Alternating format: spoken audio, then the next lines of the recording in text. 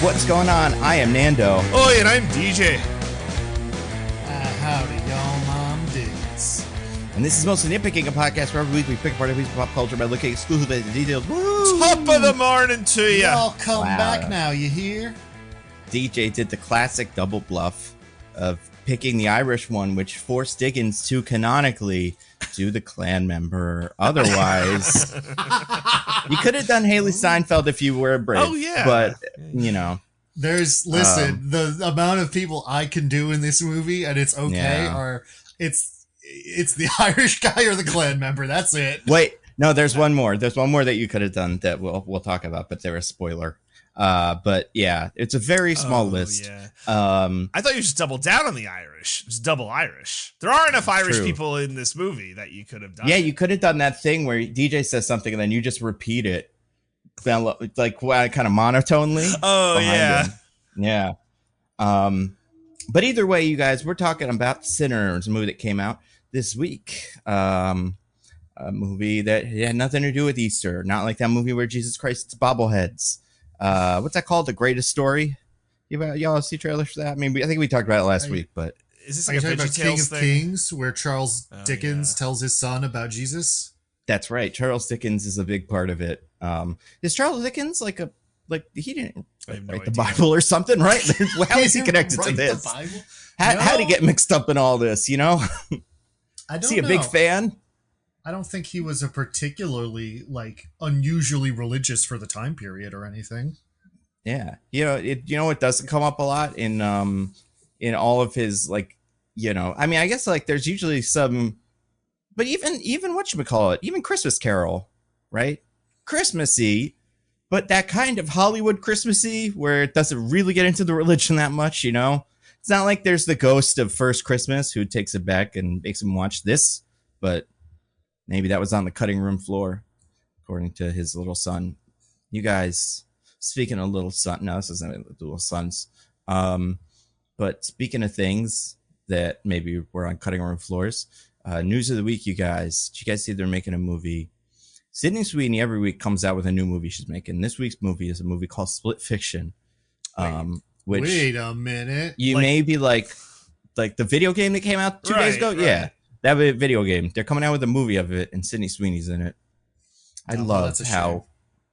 I mean, maybe it'll be great. Either you guys played this yet? Yeah, I can't remember. Nando, why don't you go ahead and tell us who else is involved in the Split Fiction movie? I know it's the Deadpool guy, right? I think so. There's some Deadpool people involved, but I don't know. I remember seeing two names attached to this, and both names were like, "Oh, well." Oh, I'm looking at the story that I was reading right now. Sydney Sweeney, Deadpool, Wolverine writers Rhett Reese and Paul Rennick penning the screenplay, with Wicked and G.I. Joe Retaliation Homer John M. Chu set to direct. Okay, so those are popular people. The John Chu, like the good one? Wicked? John M. Chu, that's right. Yeah. All right. And I like him. All right. I think he's great. Because, I love that G.I. Joe movie that he did. I think it's pretty good. Now, I haven't played a lot. Well, I guess he doesn't only do musicals because, obviously. But I haven't played a lot of Split Fiction. I don't think there's a lot of musical numbers. But, we know he could do other stuff. So he can do other stuff. Probably, yes. Yeah. He can do... Crazy Rich What else Asians is in wasn't Wicked? A musical, right? That's true. No, it wasn't. Okay. It wasn't a musical, no. It's hard to remember what is and isn't a musical. Like, maybe Crazy Rich Asians was a musical. I find it very easy to remember that. In my head, it's all musicals, because I'm like that person from that episode of Scrubs. Everything is musicals to me. I don't watch a whole lot of Scrubs, but I kind of remember that from a commercial. It was a fun show.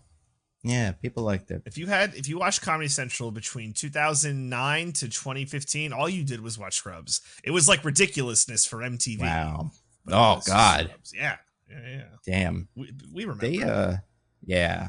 And then those guys just kept riding that train. Yeah. Doing commercials, just and podcasts and shit. They're still doing it now. They really are. Good for them. He was dating Florence Pugh, right? What happened to that? He broke up or something? So, got to get that, That's got to be tough to be Dave Forceview and then stop, then have to keep doing Hollywood commercials and stuff. Yeah, what do you do after that? Feels like dating her is probably like exciting and get invited to parties and stuff, and then you leave, and then I don't think they invite you to parties anymore. You probably just go to like Comic Cons and stuff. Yeah, that must be so uncomfortable not getting invited to the parties. It's gotta be a bummer. This is why I don't date Florence Pugh's. You know, so I don't want to have to give up that life at all. That's very smart. But yeah, they're making Split Fiction. It's just the quickest turnaround for a they used to do this a lot with like books, comic books and stuff. I think Wicked, in fact, was optioned as a movie before the book was even published. It's, you know, obviously this was forever ago, but they knew. But that's the first time I've seen it done with a video game, you know? Yeah. Especially one that, like, you know, I don't think it was massive critical acclaim, right? Like, oh, that cute, like, you know, like, why not make It Takes Two movie? Because that's a movie. That's a movie. That elephant. Maybe they're working on it. Yeah, where you do horrible things to that elephant. Everyone will love that. Who could we get to voice the elephant? Oh, there was already a movie called It Takes Two with Mary-Kate and Ashley Olsen. I remember this. Yeah, of course. Yeah, backwards baseball cap and everything. So yeah, they can't be that. It's good look, like, you know. I mean, maybe they could make it a sequel, or one of them could play the horrible British wife, and then who would be the horrible schlubby husband? Because man, that game, Chris Hemsworth. Oh wow! What do you have to right? put on Hulk weight? Yeah. You got to get an actual schlub in here. We got to get like a Zach Galifianakis up in this. Ooh, yeah. Oh, he's back. He's in that Lilo and Stitch movie. Well, he's not British. She's British. He's American. In that movie. That's right. In the game, right? Yeah.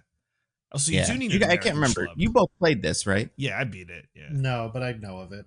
Oh, okay. Yeah. Well, I think the thing that you don't get from like the trailers is that these people should get divorced. It's very clear early on that their problems run deeper than we haven't killed an elephant together, whatever happens in that game. So it's not like in that episode of Joey where the only problem was that he doesn't do big romantic gestures and everything else was fine.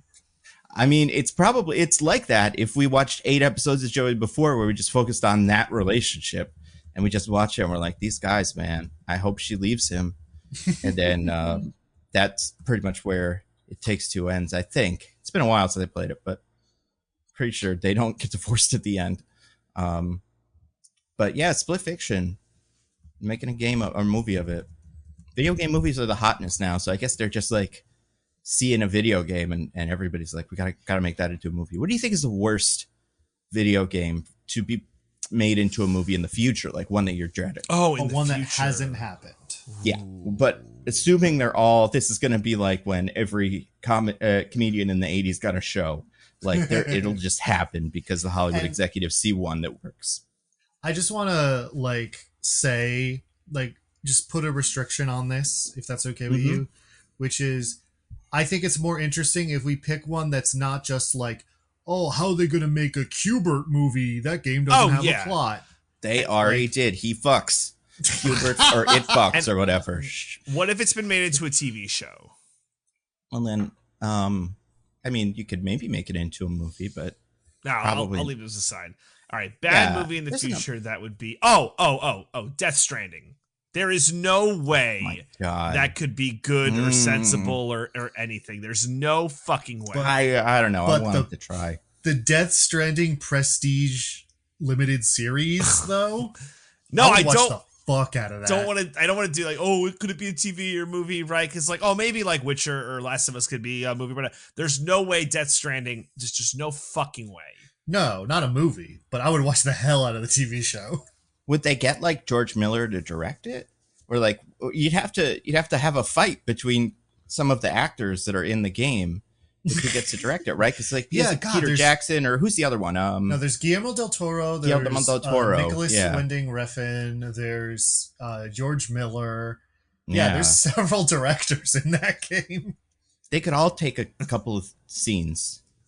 Like, I think that'd be great. This is why it could be a TV show because everyone could get an episode. Yeah. Did you see the Death Stranding 2? Like, have you seen some of the ads for that?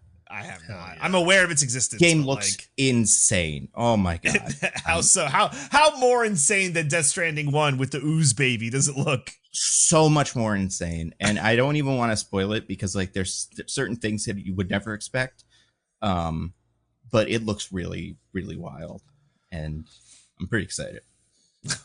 Did either of you ever play Death Stranding? Hell no. It looks Yeah. boring, but the new one looks fun. Yeah. Diggins, you didn't play it? No, I did. I said yeah. Oh yes. Okay. Did you like it? Yeah. I mean, Oh, okay. I'm a sicko though. Like, don't Well, I know trust you me. love Kojima. I know you love Kojima. So Yeah. that part I get. He's a genius.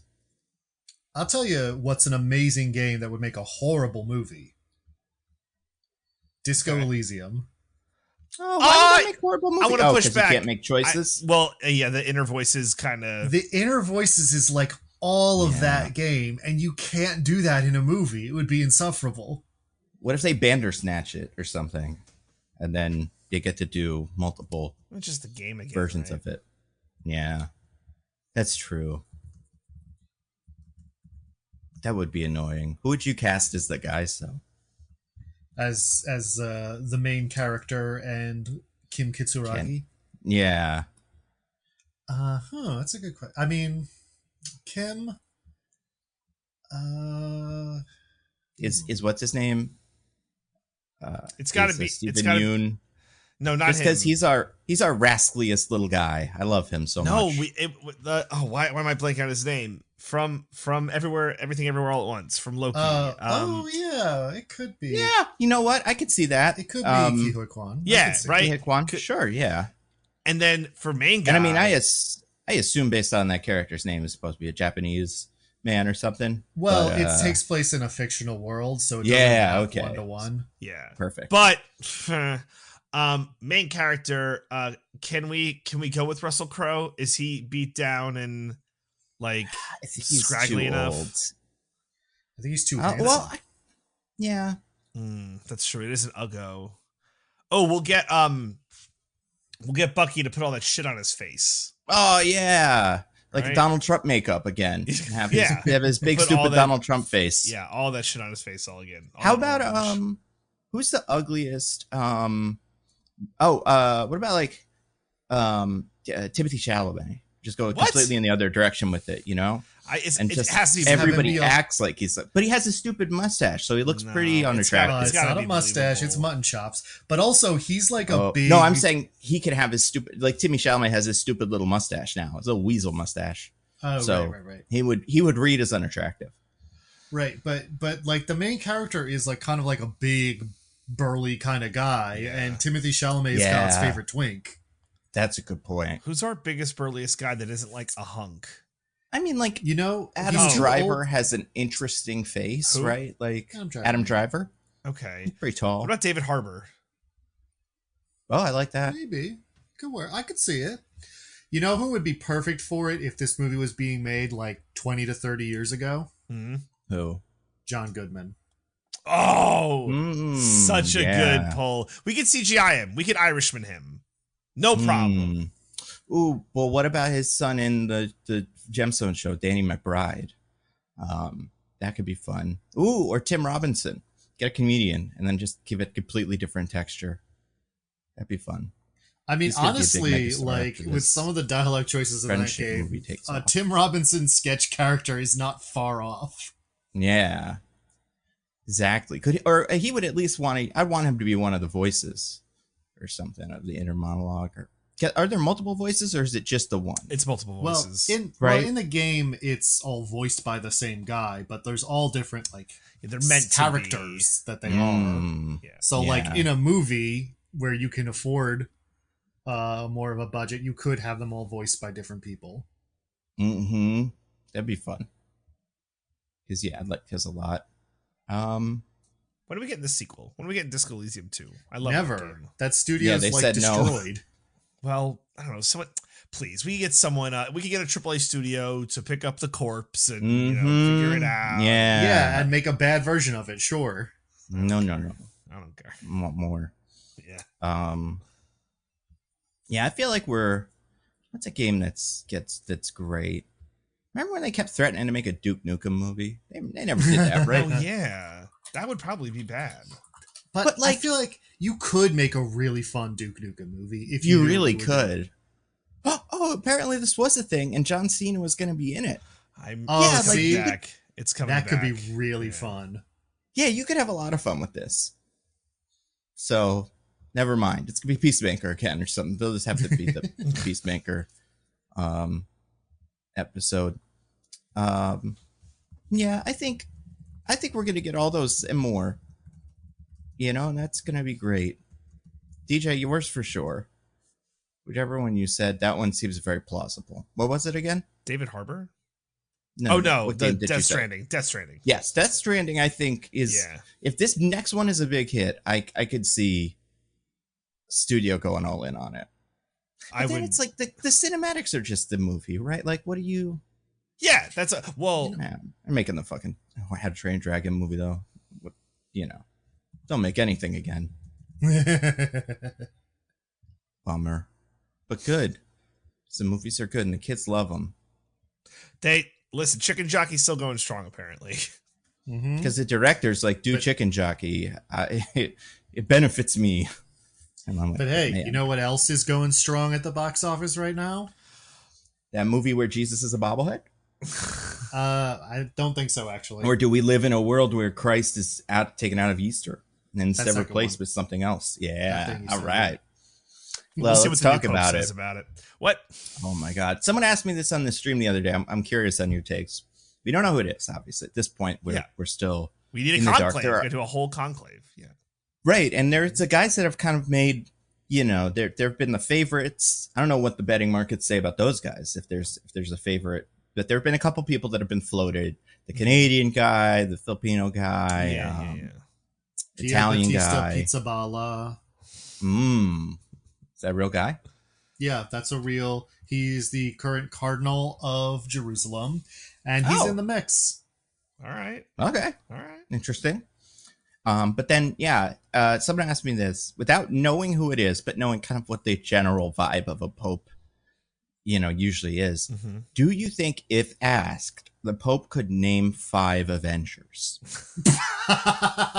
If you ask the Pope, name any 5 Avengers. Oh man. Any order, doesn't matter. Wow. Do it. Wow. I think he could. You think no? I think Francis could have. I think he would have been able to. So I think anybody over the age of like 50, they go Hulk, Spider-Man, and they'd have 2. And then they just have to name the main characters from some of the movies like Iron Man, Black Panther, Thor. I think those are culturally ubiquitous enough. I would even accept Wolverine if they said Wolverine. So well, he's been in the Avengers a bunch of times. Yeah. I just feel like in order to be in a position where you could be Pope, you've had to dedicate your life so fully to the church. It's just hard for me to imagine that you pay attention to movies and stuff. I mean, you got to keep an eye on the competition. So you got to know what Thor's up to, first of all.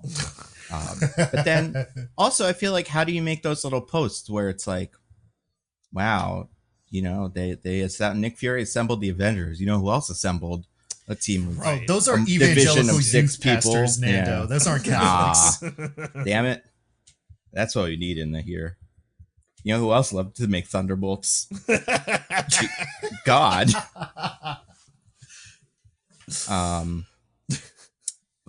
Yeah. He's but yeah, I don't know. And there's who's the weirdest pick? There's no secret woman pope or something, right? That's like the outside. The trans pope, right? That's what we're. Yeah. Do we have a secret trans pope that we don't know about yet? He's not trans. He's intersex. That's true. Intersex. Sure, we'll get the intersex pope. Mm-hmm. Listen.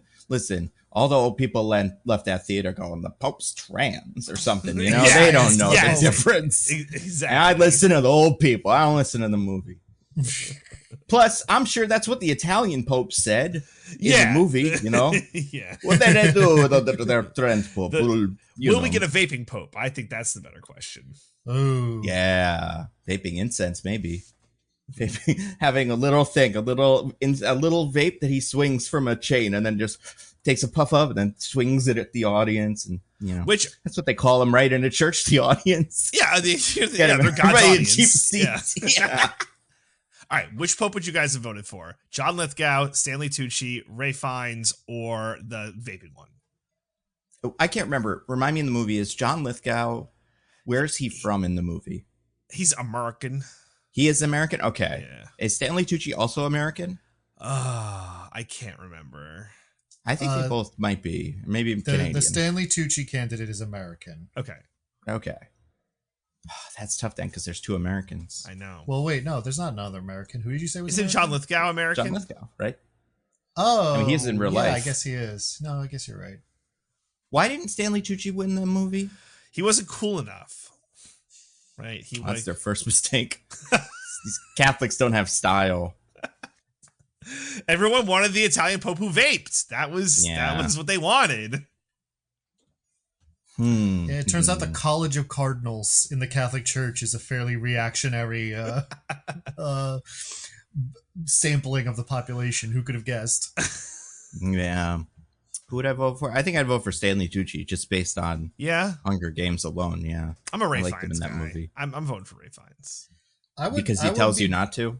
You like that from a Catholic priest. Yeah. I'd be voting for Stanley Tucci because he seems fairly young compared to most of these guys, and so he'd be in there for a long time. And he was cool. Mm-hmm. He was very cool. I'd like to see what an American Pope would do. Like, I think that's well then, Nando, you should maybe watch a little show by the name of Young Pope. That's true. That's a good point. We don't have an American in the race right now, right? That's like looking good. Canadians as close as we get. Really? There's one. Oh, really? Oh. He fucking sucks, but he's in there. Of course he does. There's no way we'd have a good one. Yeah, we're not getting two good ones in a row. That's the other two. This next Pope will not be cool. He's not going to wear that big puffy jacket in AI. He's gonna wear a bad jacket in He's AI. bringing all the gold back. He's like, dig up all the gold and bring it back. Yeah. I want all the fucking gold. Cardinal Raymond Leo Burke is a contender, and he's an American. He sounds like Raymond. What's his diocese? Is it where's he from? I don't have that information here. St. Louis. Okay. I don't know. It's not that cool. Yeah, he's a Cardinals fan, though, right? You would assume. Oh yeah. And he's a Cardinal, so that's kind of cute. I don't know. But which one of these guys hid the most pedophiles? Like, are any of these guys part of that? I don't know. Or who's going to resign? Can we have multiple, like, we splinter pope papacies? They honestly, anti-popes. Anti-popes. They should make Benedict just come back and be like, you have to be pope again, you fuck. That's right. It's a lifetime appointment, you motherfucker. Listen, I know Hitler Youth was a deal breaker back in the day. Things have changed. Put on those fancy red shoes and tap dance your way back into the Vatican. You're in charge now. Remember those fancy red shoes? Those were pretty fancy. How old is Benedict? Gotta be like in his 80s or 90s. 90? Yeah. Wait, he's dead? Oh, he died? What? Did he die? Oh my god, did I miss that? Shit. When did he die? He died in 2022. What? Shit. Apparently. What happened? He was 95 is what happened. What happened? Yeah, what happened? Well, yeah. Does it say? Does it say what happened? I totally did not clock that he died. Damn. Oh my god. Oh, sorry guys. Misinformation what does it say? Here. Like, why didn't we hear about this? It's because nobody liked him. Yeah, right. It was like, oh god, yeah, him. I felt like it should have been bigger news. This is why you don't resign as Pope. It's why you just stick it out. Then everyone knows when you die. Yeah. Mm-hmm. But actually, like, he fucking sucked, and Francis was actually pretty cool. So. Oh, yeah. Oh, hell yeah. I mean, like, listen, I do like the idea of a Pope who's the worst. Just because I think it's kind of funny, because the Pope is, it's like a guy in big giant clothes and stuff. That's kind of funny to me. But on the other hand, it makes everybody worse. So that part's worse if he's bad. But yeah, we're going to find, when do we think, how long do these usually take? A couple weeks? Well, Francis was quick because it was kind of a consensus. Apparently this one's going to be a bit more, it's going to be a bit of a conclave. Ray Fiennes is going to drop some knowledge on Damn. Yeah, do we know who the Ray Fiennes of this is? I don't know if there's a way to know Yeah, That might be a must know, right? Okay, hold on. I'm googling. Well, I'm DuckDuckGoing because I don't use Google anymore because of all their AI. Who's running this conclave? They just post that. Just like, yep. I mean, it's a position that you have to have Yeah. beforehand. Like whatever Ray Fiennes was like it's not like the Pope, elects There's a this guy. Wikipedia page, Cardinal Electors in the 2025 Papal Conclave. Yeah. Oh, okay. Cool. What is this? I'm looking at a picture of Cardinal Burke. If you look at Raymond Leo Burke on the Wikipedia page, he's got one of those big old hats, mitre, I believe it is called, and it has 6 little infinity stones in it. And I'm one of those guys who sees all this stuff, all this Marvel stuff everywhere. But also, I think he knows all the Avengers because look at how this is. There's no way he didn't get that on purpose. So we should get the one with all the Infinity Stones.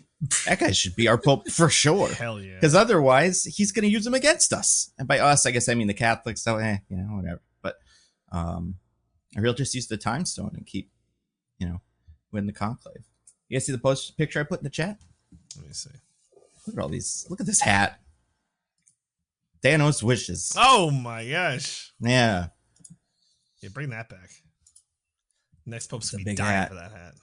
Speaking of hats you could die for, Oh, let's talk about a movie this good week. job. Nice. Big hat movie.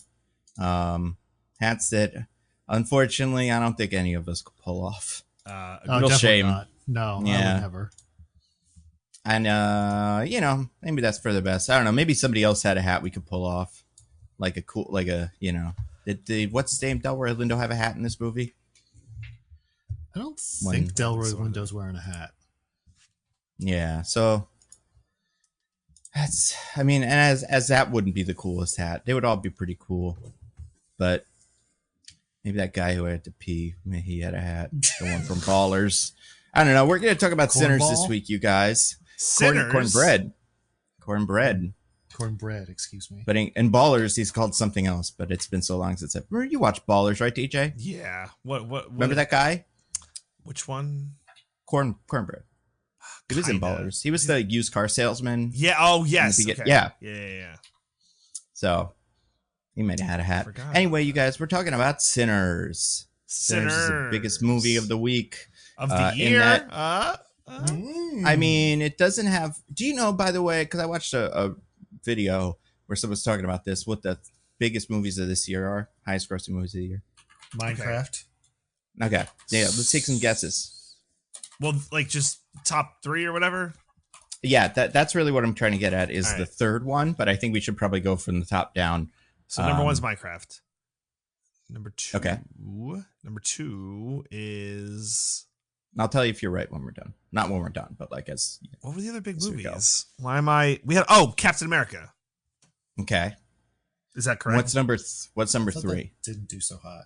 But number 3 is A Working Man. Everyone loves it. Oh my gosh. That is incorrect. I'm so sorry. It's got to be a tentpole one. What other movies have we done? Star Trek Section 31? Ooh. Oh, no. Snow White, right? So here's the thing with this list. I'm looking at the domestic, and I was looking at the worldwide. It's unclear whether this movie that came out last year, if they're just looking at the gross this year, but currently, the domestic box office has Minecraft at like a bazillion. It's way higher than all the rest. Yep. Captain America, 200 million, pretty good. Mufasa, 125 million. Now, I'm not sure if that is its total or what it made in this year, but it came out in like the very end of the year, so I think that's plausible. But yeah, remember how that was a flop? No, it wasn't. It was a huge hit, maybe. Well, Nobody but watched did it, it though. make more money than it cost? Because it was That's a good question. $1 bajillion to make. Yeah, it's that's a good question. See, because I'll look at this now.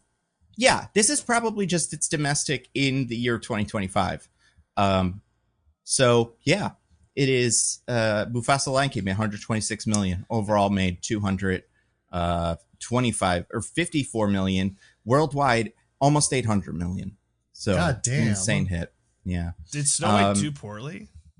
Yeah, Snow White did poorly, but it is 5th on this list for domestic, behind the Dogman movie, which is wow, 100 million movie domestic, which I'm not shocked by because that was a pretty big hit. And like, much like Minecraft, that's something that the kids like I don't like, but like kids like it, you know? So it's like, I could never see that. I can't comprehend the amount of money that will make.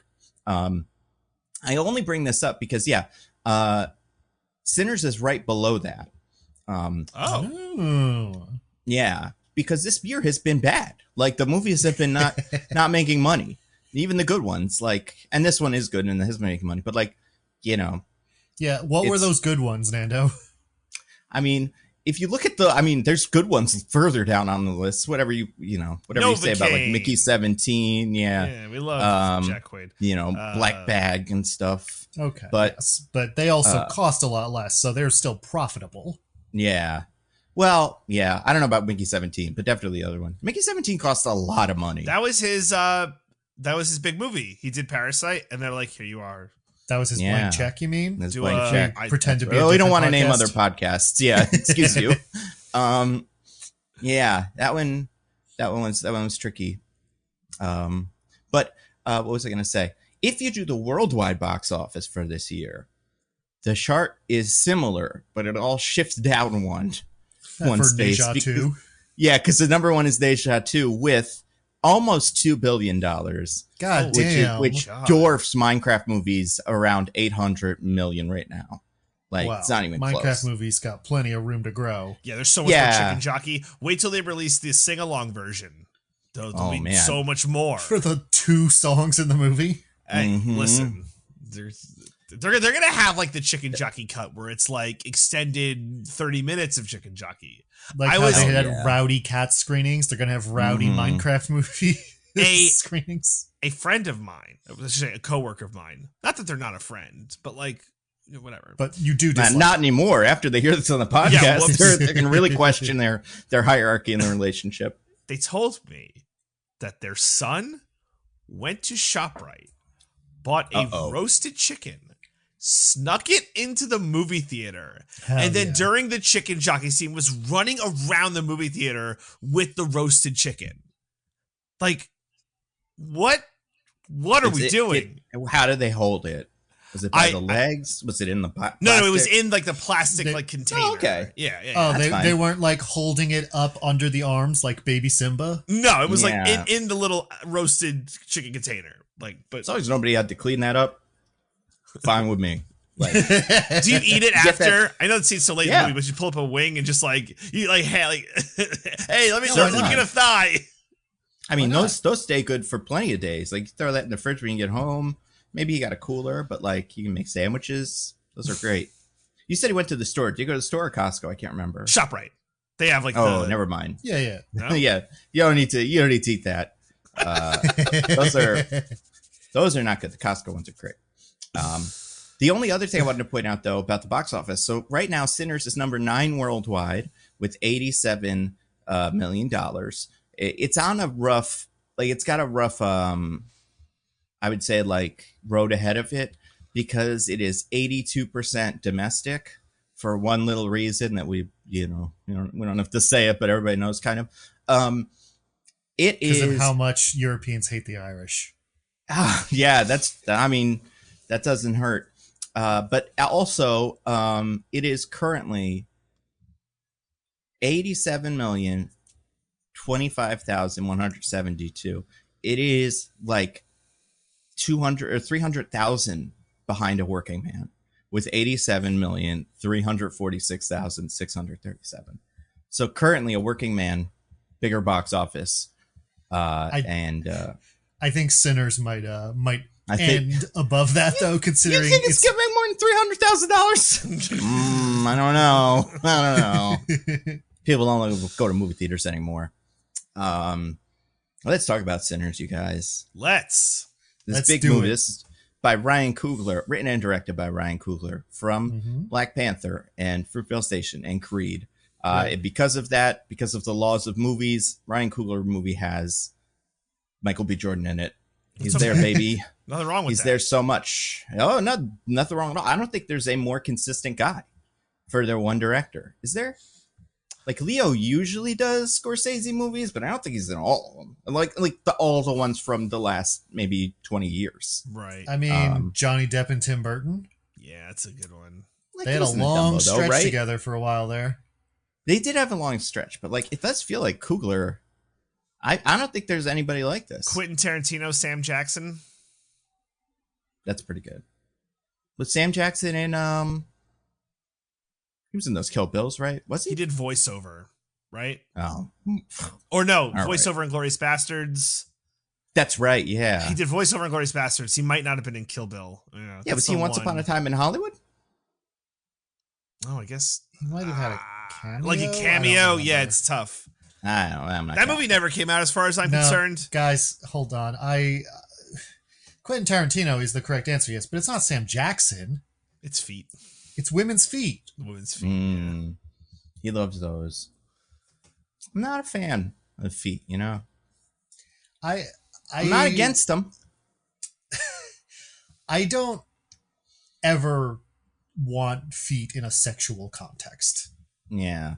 I think the thing about feet is they're like, what's the word? Like they foreshadow sexual sometimes, you know, like if you're on a date with a woman and then at a certain point in the date, she goes from wearing shoes to not wearing shoes. That's a great sign. Just statistically, you're probably going to, you know, have sex with that person in that circumstances. So I understand why that would be like a kind of a Pavlov's dog. Like, ooh, oh, those are feet. I like those. But yeah, the rest of it, I don't know about that.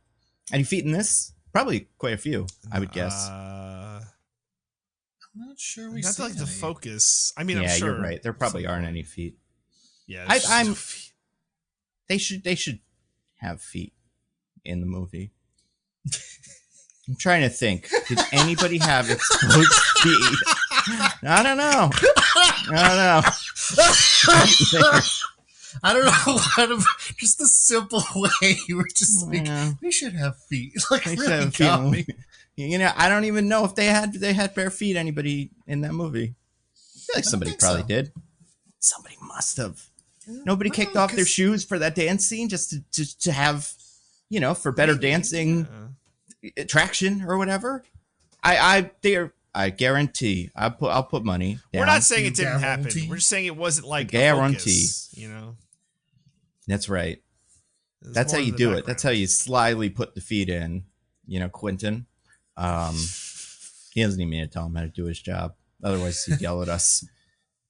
But speaking of movies where people say words we can't say to other people in those movies, we're talking about Sinners. Hey. Just kidding. Quentin Tarantino loves it. He loves it. It's his favorite. He loves putting himself in his movies specifically so he can use that word over and over again. That's the director-actor relationship. That's more. That's true. Prominent than anything else. Yeah, I watched that interview where Sam Jackson's like, you could say it. I love that interview. Yeah, I have, So funny. Yeah, but yeah, Sinners. This movie, Ryan Coogler, Michael B. Jordan. Beyond that, a bunch of other famous people. Haley Steinfeld. Haley Steinfeld, huge megastar from Avengers eventually. I don't know, who's the third biggest star in this movie? I Buddy mean, Guy. Delroy Lindo, maybe? Probably Delroy Lindo. Right? He's like a pretty big star. I'd say he's like an important actor. Like the main guy, Miles Caton's fresh out the gate here. He's brand new. Yeah, this is his first major like role. And I mean, like the guy, you know, the guy from Ballers, not nothing. Did a lot of stuff. He was in Not 8 nothing. Mile. Yeah, he's got plenty of good stuff. And then what's her name? So this is a preview. We're not doing the name game this week. Lady, what's her name? Lady, what was that character? Lady Faye from Babylon in here. oh, okay. That's who that is. right. So yeah, classic star. We all love her. Anyway, we're gonna do this movie, Sinners. You guys, we're gonna start with the IMDb as it's spelling bee. I'm in charge. That's Get right. ready. Get ready for what's the word? Tyranny? I don't know. I want to say fascism. It's not quite fascism, but like yeah, a big big power trip years You're in in the charge, making. yeah. We have to pay fealty to your handsomeness and smartness, King Nando. That's right. Praise be. So, first of all, I'm going to say this is how these get made. There is a big bird. It's not a stork exactly, but it's like a stork. It serves a similar purpose. And it brings babies, IMD babies, and from wherever, we don't know, probably heaven, and drops them off at doorsteps. We don't know what happens to the babies. Nobody cares because the babies pinned on them have little IMDb summaries for different movies. Yeah, so it usually is the movie that's coming out that week. Sometimes the baby seems to have written them. Sometimes an adult, or maybe the stork seems to have written them. It's not, like I said, not a stork, something like a stork. I don't know, a heron, something like that. Yeah, so it's baby related. But again, we don't know what happens to the baby. Someone does something with them, I hope. Feeds them or whatever you do to baby. TJ, what do? You feed babies? You feed babies, yeah. Yeah, so somebody probably feeds them. But besides that, they're mostly there for the little IMDb summary. I'm gonna say this movie without spoiling it, without spoiling our thoughts on it. It's getting very well, like it's well received, getting good reviews. I think it's fair to say this IMDb summary also deserves good reviews. Should be well received. One of the most well-written IMDb summaries we've seen in a long time. Oh, really? Does a great job of setting the stage without giving away too much. Yeah, I remember looking at this after I left the theater because I was like, "Oh, I'm in charge. Let's see what they have." And I was like, "Whoa, okay." So I would like to see how you guys do. I think we've got some. Yeah, I think this could go either way. But just keep that in the back of your mind. This is not just on point, but like pretty. I wouldn't be surprised if Ryan Coogler wrote this. Like I think that you should praise. Like the writer should probably write this and not a baby or AI or whatever. That seems to happen usually. Aquaman goes to a wedding or whatever. Like this should be the writer's job. Right, but Riley says or yeah, Riley follows Riley. Yeah. Bad boys are back or whatever. But yeah, that would be a fun way for this one to start. But it's not. They're bad. They're little bad boys, if you ask me. But yeah, who goes first in this one? I get to decide. Yeah, and I decide that I go first. Oh okay. Wow! Okay. All right. Let me get my pad and paper out real quick because I want to keep track of this one. Keep score. I think it's gonna be a little tricky. Okay. Just let me know when you're ready. Yep, ready to go. Okay. Twin brothers return to their home in the Mississippi Delta, flush with cash and ready to open their own club, but their opening night turns sour when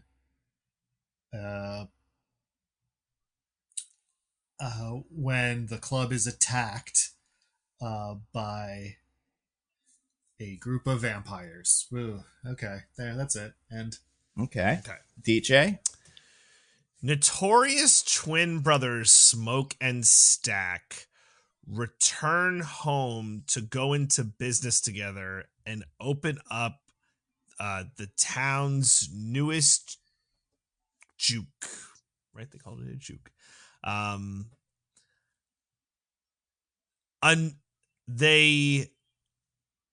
During their opening night, they run afoul of mysterious creatures that they must contend with in order to ensure the safety of their guests. Okay, neither of you did particularly well. It's a whole big, womp. Yeah. Oh well. Well, wait. That's why I'm a good writer. DJ? Huh? What did you call it? I called it a juke. They call it a juke in the movie. They mostly call it a juke joint. Juke joint. Well, but either way, you guys both didn't do great. I don't think either of you did better or worse than the other one. Yeah, unless we're not writers, we're not Ryan Coogler level. writers. No, it's not.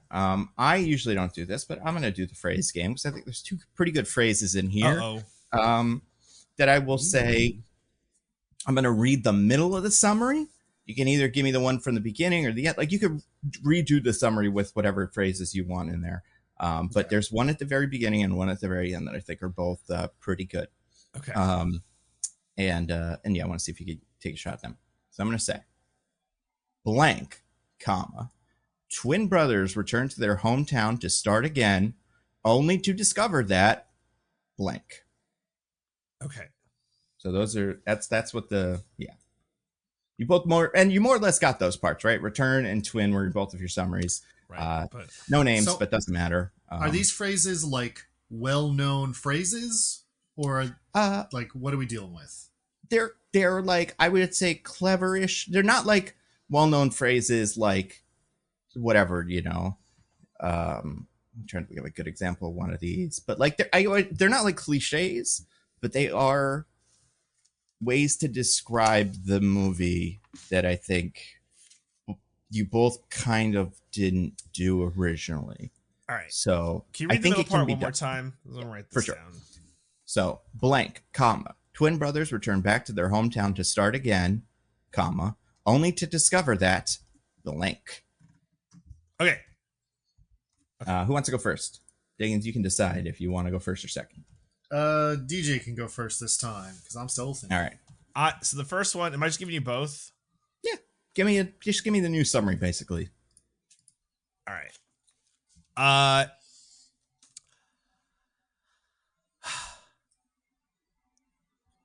On the run from trouble, twin brothers, blah, blah, blah, blah, blah, only to discover that they face an unexpected challenge.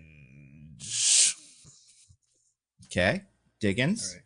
All right. Keeping it simple. After making their fortune in Chicago, twin brother, blah, blah, blah, blah, only to discover that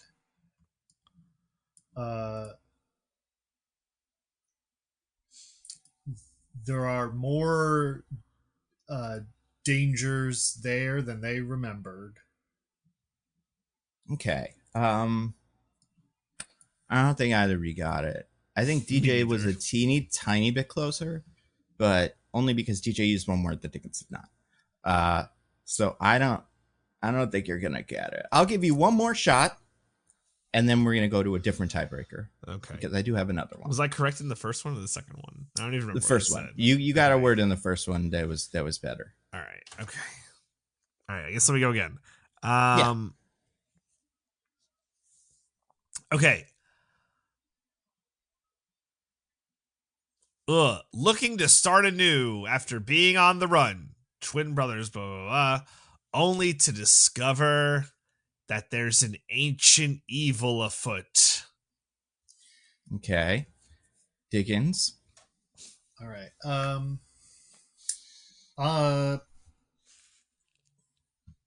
After or yes, on the run from unknown trouble in Chicago, twin brothers, blah blah blah, only to discover that trouble is gonna find them anyway. All right. I think DJ kind of did better, but I'm still gonna go to a second tiebreaker here. And this is the tagline game, you guys. You haven't done this in a while. Just tell me what the tagline for this movie is. I'll tell you on IMDb there are 3, but like one of them is the real one, and 2 of them are, I don't know, other stuff. Here's the other 2. It's gonna be a real ring-a-ding. So God, I don't know where they got this from. Nobody says and then that. the other one, yeah. And then the other one, we are all sinners. So I don't know about that one either. But then there's like the real one. This was on most of the posts. Oh, I'll say the summary too. This is what it was. Trying to leave their troubled lives behind, twin brothers return to their hometown to start again, only to discover that an even greater evil is waiting to welcome them back. So like DJ said evil in that last bit, and that was helpful. You both said troubled, but that was not, that canceled itself out. So they're kind of all over the place. But yeah, what do you think tagline for this movie is? I'll say this is like kind of not like a cliche phrase, but it's a phrase. It's like right, okay. So yeah. I get to decide who goes first again? Yeah. All right, I'm going first because I think I might know this. I don't know this for sure, but I think it's something like "The Night Is for Sinners." Okay. I like that. DJ? I like that one, but I won't steal it. It's dangerous to go alone. Take this. Oh, they didn't put that one in there. Classic Zelda. So both of those are not correct. Also, I'll just tell you things. The word sinners is not in it. So let's give it a couple shots. I think you can get this, and I'll tell you when you're closer and further and stuff. But so far, neither of you. I mean, Diggins was closer because this wasn't from Zelda or whatever. But Diggins is, it's a big part of this summary. Is it's not from. I mean, it might be it's from Zelda too. But yeah, careful. Do you know it's not from? I've Zelda? never played a game, so as a layperson, it hasn't come up in my consciousness yet. But like I said, this is a phrase, or like this is like a somewhat, I don't know what you call it, idiom maybe. But yeah, Diggins, you want to take another shot at it? I would love to do that. And, I can't wait. I'm going to do it for you. Just because of our special bond. Oh, that's great. Yeah. And the thing that I'm going to say to you, because of our special bond, is things that go bump in the night. Oh, that's all I had. Oh, I tried. Honestly, I don't hate it. That's not what it is, but that was pretty good. DJ? All right. Well, it's like an actual phrase. Yeah. It's like words that people say. I'm just gonna go with this because tonight's gonna suck. Okay. Well, definitely not that. I don't know. Neither of those are correct. I'll say this. This is my one hit.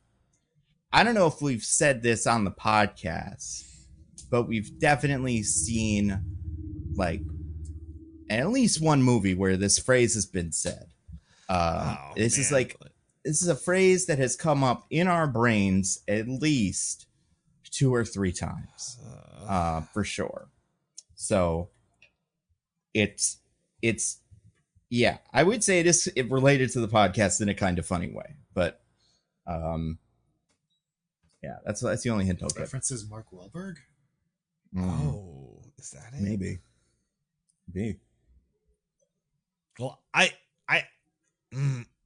Nano's hint didn't help, but I have one. That's okay. I don't, but I'll just say it's going to be a hell of a night. Okay. DJ? It's time to dine. Okay. Neither of those are correct either. I don't know how I can. All I can say is it's related to the movie, right? It's not like some it is. Yeah. It's like I think it's related to the movie, and in a way that neither of you have touched on really in this bit yet. Ooh. So I think that part's interesting. I have one. Now. So this is something that is very much related to the movie, and also a phrase you could hear outside the movie, and also a phrase that has been heard many times on this podcast in at least one movie we've done. I have one. Diggins? I've got the blues. DJ? Let the music move you. Nope. Neither of those are correct. But you're on the right track. You know what? I'll do one more round, and then we're switching to something else, or I'll just pick one. So Diggins, make it count. Were we closer with those ones than we had? Yeah, I would say those were better guesses than previously. I got it. I 100% have it. Okay. Music makes you lose control. Love it, but incorrect. I have it. This is it. I'm Babe Ruth pointing at the outfield, ready to swing. This is it. Dance the night away. No, but that's definitely the closest one so far. So okay. I'm gonna say that's you're winning.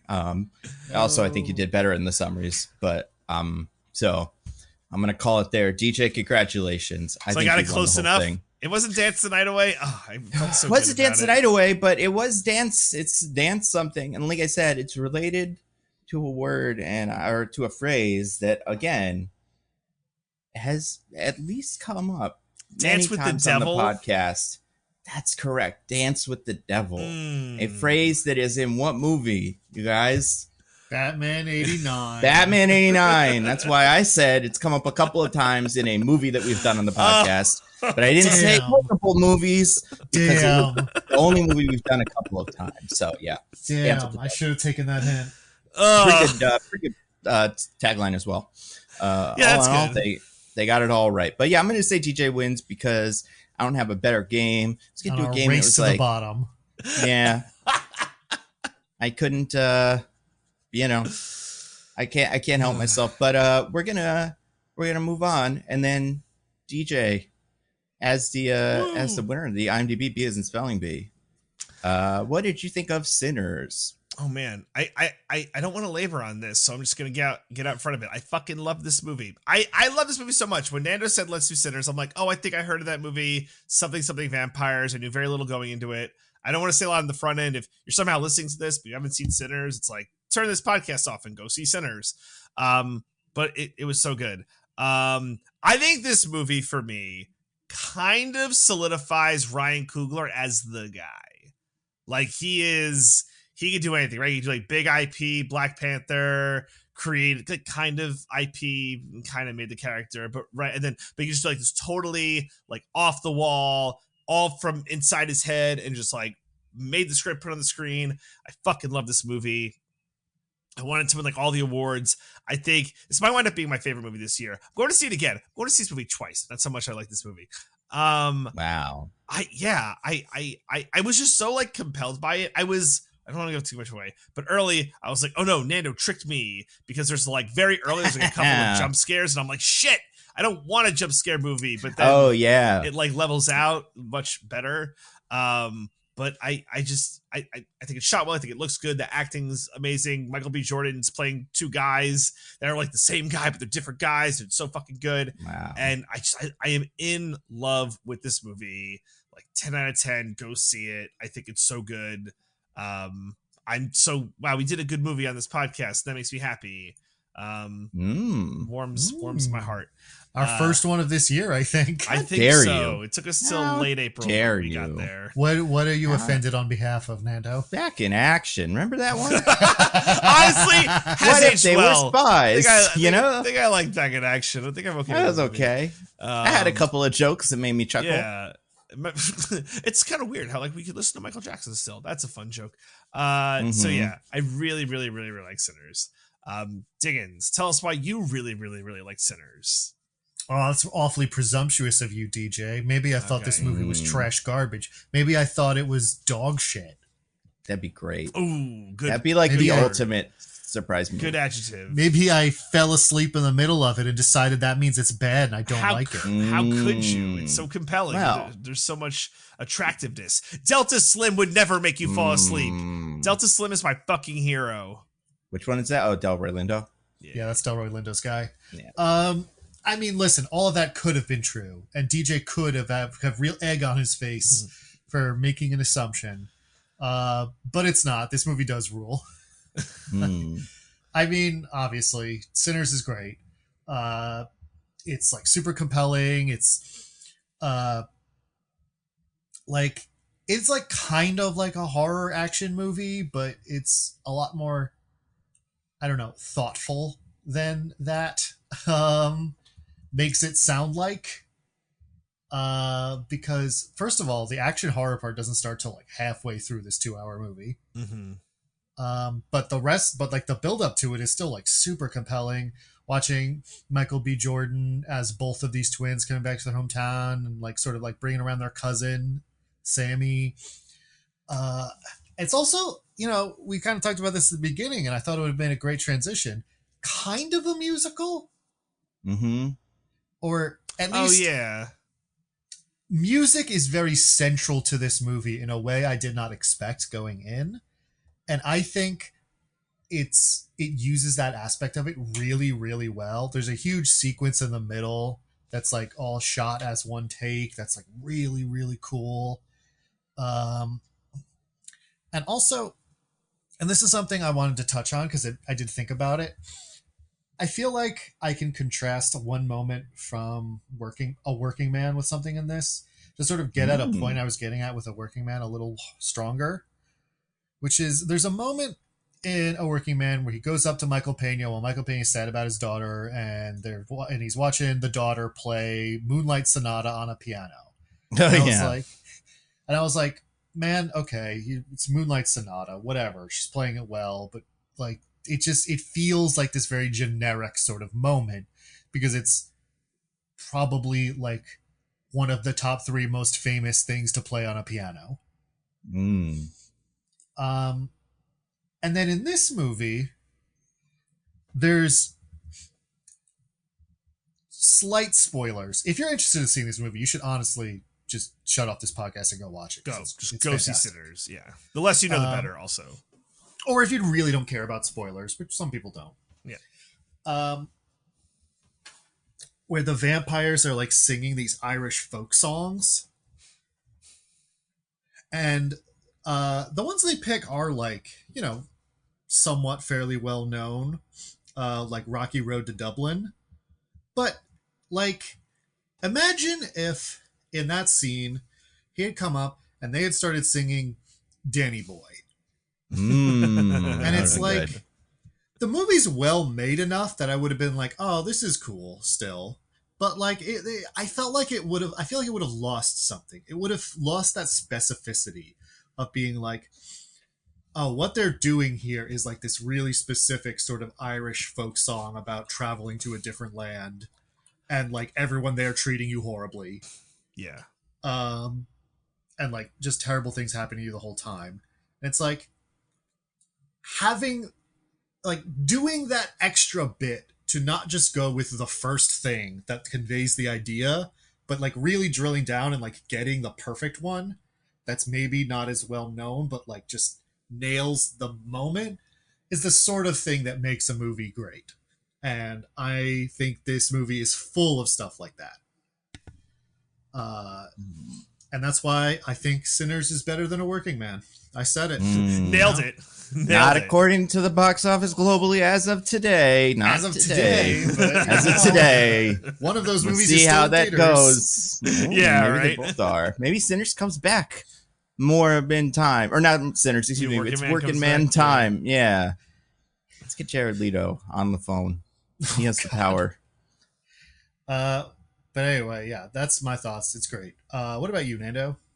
I also enjoyed this movie and think it is good. What else is cool about it? Here's the 2 things I'll say about this movie. Number 1, and you know, if you're a Zoomer, if you're a teen, close your ears for this part because you're not gonna like it. But there's a lot of sex in the movie. And I like that a lot about it.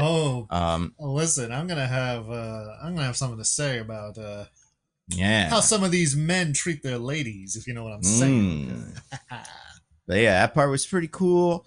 I'll say the other part that's pretty cool. So this is just my experience with the movie. I went and saw it at a theater. I wouldn't say it's even packed theater. I think I went at I don't know. I went on Friday night though. There were some people. It was pretty late. I think I went at I went at 8:00. I don't know. I think this movie is going to make money and like it have packed theaters by now. I also think this is one of those movies that like, yeah, it takes a couple weeks to get going because of word of mouth. Anyway, as I'm leaving the movie, 2 women talking to each other, black women, you know, a little bit older than me. I didn't hear their whole conversation, but I did hear one of them say to the other one, "Those Irish step dancers killed it, though." And I'd never been more proud of my stupid people. Hey, you know, the Irish people and their stupid little dance. It's one of my least favorite parts of Irish culture is the dance because I think it's boring, but that it was impressive to people, and I love that about it. Yeah, but hey, listen, you know, a lot of loving detail, obviously, in this movie to the Mississippi Delta and like, you know, Southern Black culture, and all of that is like really depicted well and great. Surprisingly strong Irish representation. They got one of our one of our greasiest whites to get on in there and just go to town. I don't know this guy very well, but he is apparently in the 28 Days Later, whatever the fuck that one's called, movie. So he's having a moment.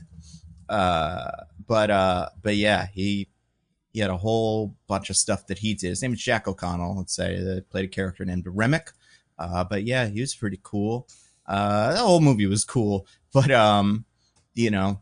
that part surprised me as I was leaving the theater, because I thought we'd all have the same thought, which was like, oh, this was great. They did all the cool dancing and stuff, and then they did all the cool vampires and stuff. Great.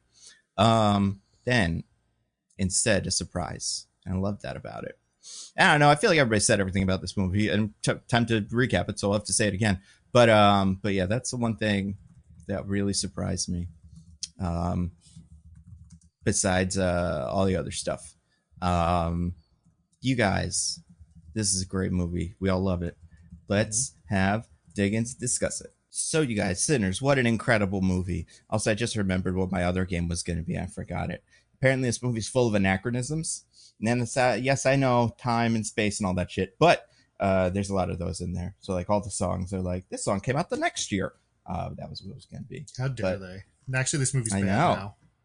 I was going to say, isn't it bad instead? And like this watch wasn't like this. Was it the guitar? The guitar, you couldn't have gotten it unless you got it next year. And it's like Madam Web again. It's like the Toxic wasn't on the radio. This is just like Madam Web when you really get down to it. No. Just up to the dancing on tables.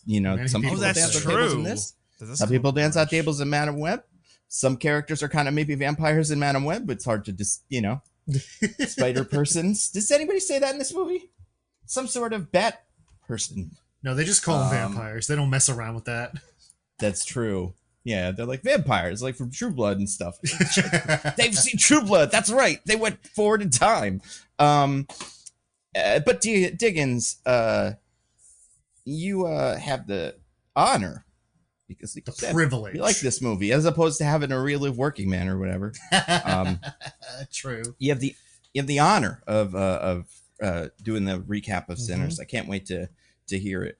So yeah, take it away. I mean, there's all kinds of like really cool and fun things that happen in this movie, like the club, and at one point, like with the whole like vampires need to be invited in thing. There's a lot of thing with people being like trapped in rooms because of that. And speaking of being trapped in a room, that reminds me of an episode of this old sitcom Joey. Oh yes, this does remind me of Joey. Yeah, you guys watch Joey, right? Love Joey. I'm a huge fan. Yeah, I love Joey, and I love all the stuff about Joey. That's right. Particularly the things that happen in this episode, which you both are such huge fans of. I'm a humongous fan. Just because you're a fan of something doesn't mean you have to watch every single thing that something does. So just real quick before I dive into it, what's your favorite subplot in this episode? Both of you. I like the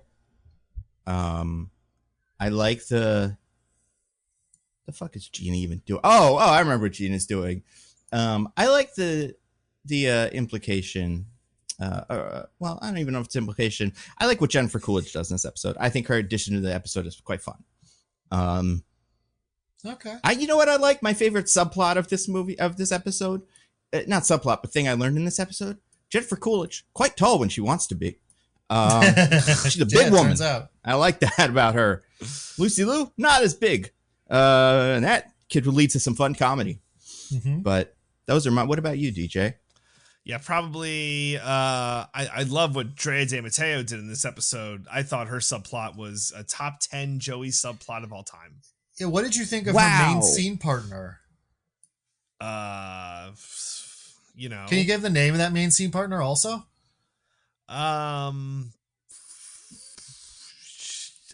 trying to remember if that thing that happens in the movie where the spaceship is Jaws is a real thing. I didn't watch this Joey episode, monkey. Obviously, guys. DJ, this is a fun one. You should have watched it. I think this was pretty good. Yeah. All right, so real quick, Joey and the taste test. Our pal Joey's on the set of Deep Powder. He's having a taste test, isn't he? Hey. Yeah, because he's making out with the actress who plays his daughter. Hell yeah, incest. We're back, baby. Oh, man, I should have guessed incest. I'm such an idiot. Come on, dude.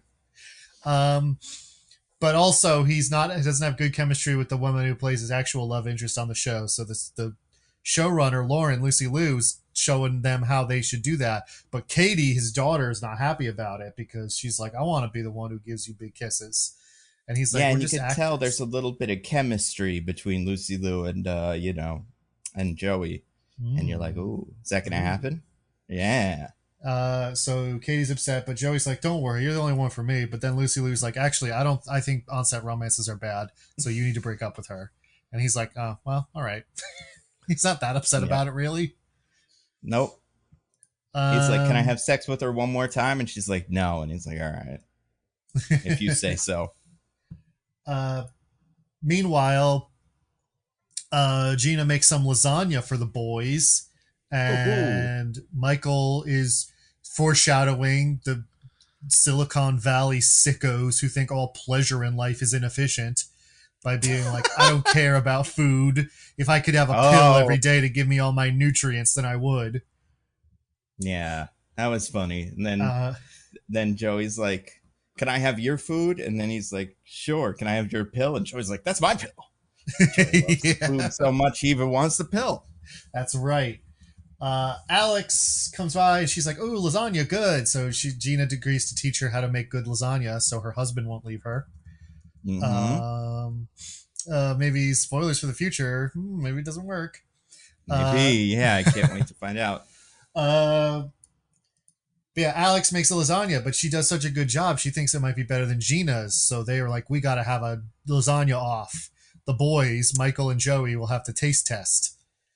Right. Classic lasagna off. In the meantime, Joey tries to break up with Katie, but she's like, what if we did secret sex? And he's like, that sounds good to me. But unbeknownst to them, Lucy Liu sees them on a camera. And she's like, So she gets mad and is like, you have to break up with her for real. And then for some reason, I think because Katie thinks something's going on with Lauren and Joey because she keeps calling him into her office to yell at him. So she locks herself in her dressing room and is like, Joey, you need to kiss me and not Lucy Liu. And Joey's like, I'm not even kissing Lucy Liu. This sucks. Yeah. Me neither. It's the worst. This is relatable. This is how sitcoms should be. Time an actor comes in, she'd be like, I'm not kissing her either. And you look at the camera and go, see your pain, Jim Belushi or whoever is in this one. There is another moment where Joey is kind of like, oh man, we're on a TV show, guys. Where it's like when Gina and Alex are deciding to do the lasagna off. At first, Alex is like, I don't need to do that. And Gina's like, are you scared? And Alex is like, fine, we're doing it. And Joey just turns to Michael and is like, wow, for a second I thought it wasn't going to happen, but now it is. See, that's the writers, having a little fun with it. I think that's great. I also think, what do you think about this? If Lucy Liu had said, Joe, you have to stop dating whatever her name is. What's it, Tiffany, Kimberly, something like that? Katie. Katie. If Lucy Liu had said, Maura has a lot of stuff to say about this too. If Lucy Liu had said, Joe, you have to stop dating Katie. And he'd be like, I don't want to. And she'd be like, but you have to. And he would have been like, okay. And then she had said, and also, if she's like, you have to date me again, you have to say no, even if it's behind a thing and I can't see it. I think he would have done that. Like, I think he's just so dumb that he was like, oh yeah, she didn't say I can't secretly date you.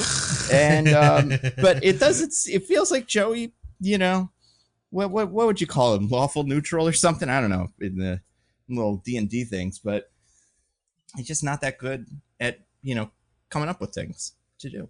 It's just he's not a clever man. No, he's not incredibly bright. Yeah, so now Katie's locked herself in her dressing room and they have an expensive scene to shoot with a bear. So they're like, we gotta get going or else it's all ruined. So Joey calls Jennifer Coolidge to fix the situation. She shows up and it turns out she's kind of tall and Lucy Liu is short. And comedy they wring out of that fact. I bet it's so clever and interesting. It is. Oh my gosh. Bobby doesn't actually fix the situation though. she just agrees to represent Katie and is now like, you need to fire Joey. And then representing Joey is like, you can't fire Joey. And it's like, well, I earned my paycheck and leaves. Pretty fun. That's managers for you, or agents, whatever job it is. Yep. Hollywood, baby.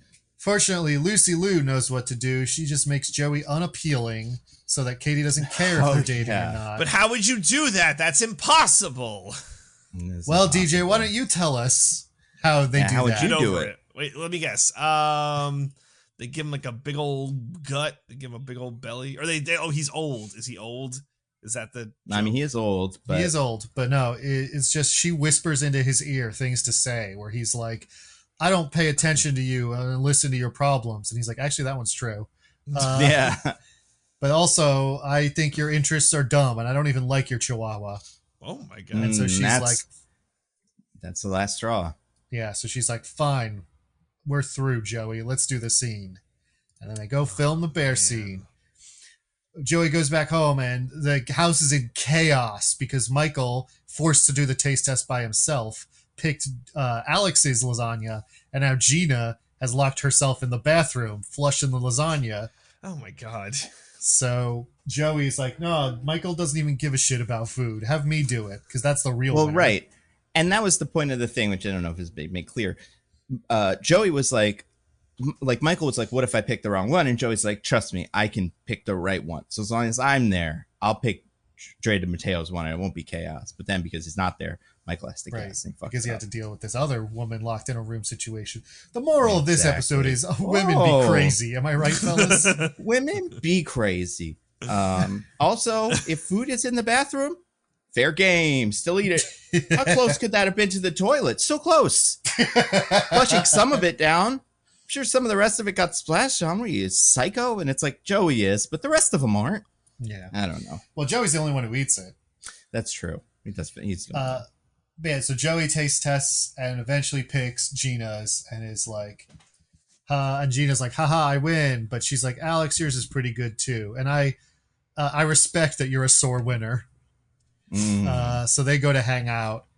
And Joey's like, actually, they tasted exactly the same, but I found one of Gina's hairs, so I knew to pick that one. Oh my God. Yeah. That's something that comes up earlier. It's the fourth ingredient or something. Oh, okay. Yeah.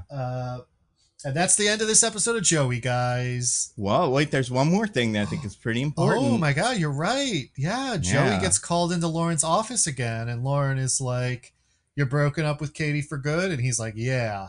And he's like, we make a pretty good team. And she's like, yeah. So, Joey, do you want to go out sometime? And he's like, is this a test? Because you just told me not to date people on the show. And she says, yes. And he's like, I don't know what to say. So she whispers for him to say, like, I'm flattered and you're great, but it wouldn't be a good idea.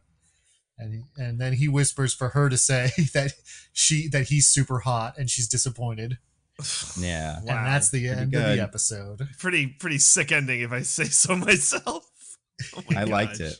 Do you think they're supposed to get together in the future, Diggins? Like for a little bit? Because I couldn't tell. She's a major female guest star on a TV show about Joey, so I'm going to go with yes. Yeah, I think so too. I hope it happens. She's not related though, as far as we know. Maybe she finds out she is. Maybe she's like, Tribbiani, wait a second, that's my great-great-grandfather's name. And he's like, oh, come on in, baby, and gives her a big kiss. Although Joey also gets very attracted to Alex when it turns out she eats like a pig. Oh, yeah, that's true. That's funny. I like that a lot.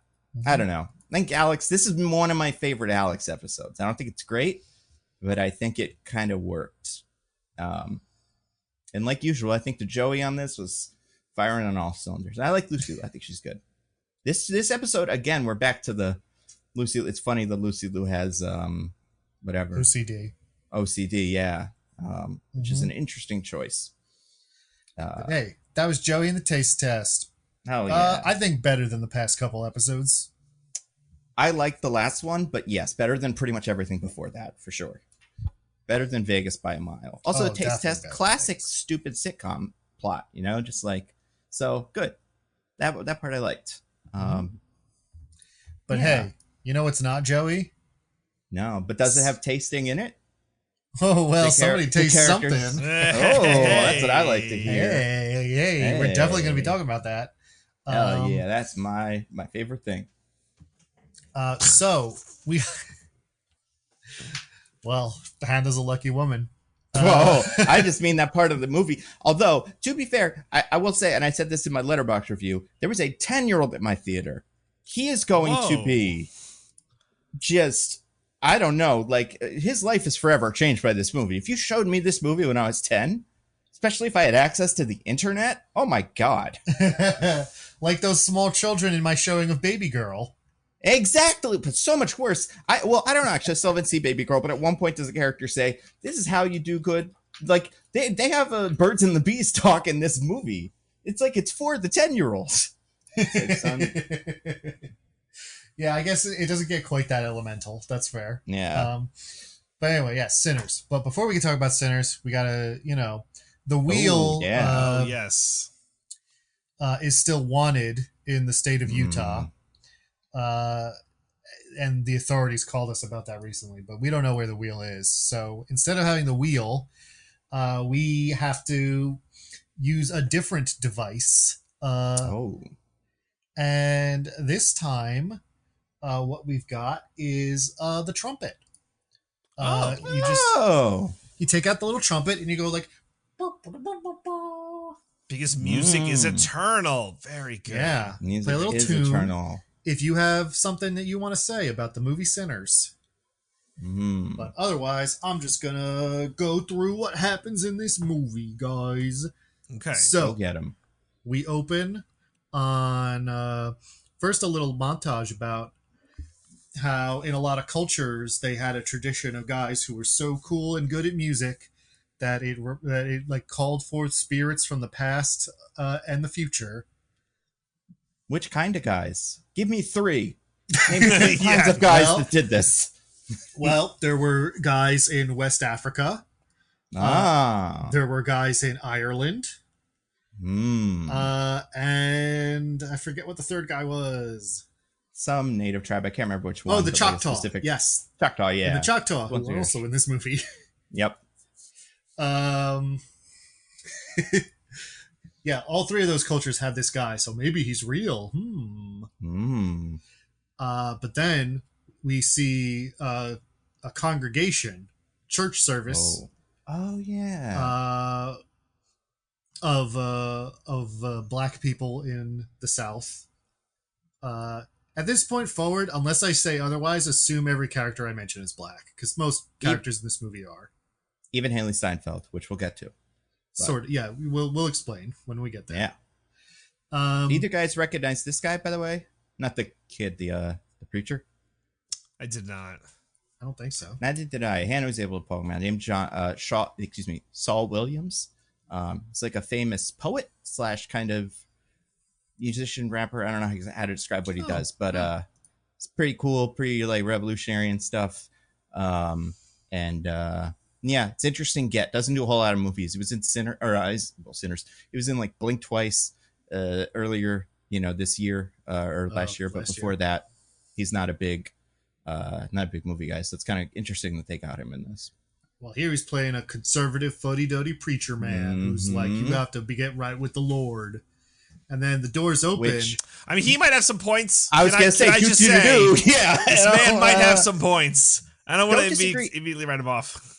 Although, based on everything we know, that is the one thing that, as far as this movie is concerned, does not get a vampire. That's true. Right? I actually think this movie suggests getting right with the Lord doesn't do anything. I was going to say, well, does anybody try it?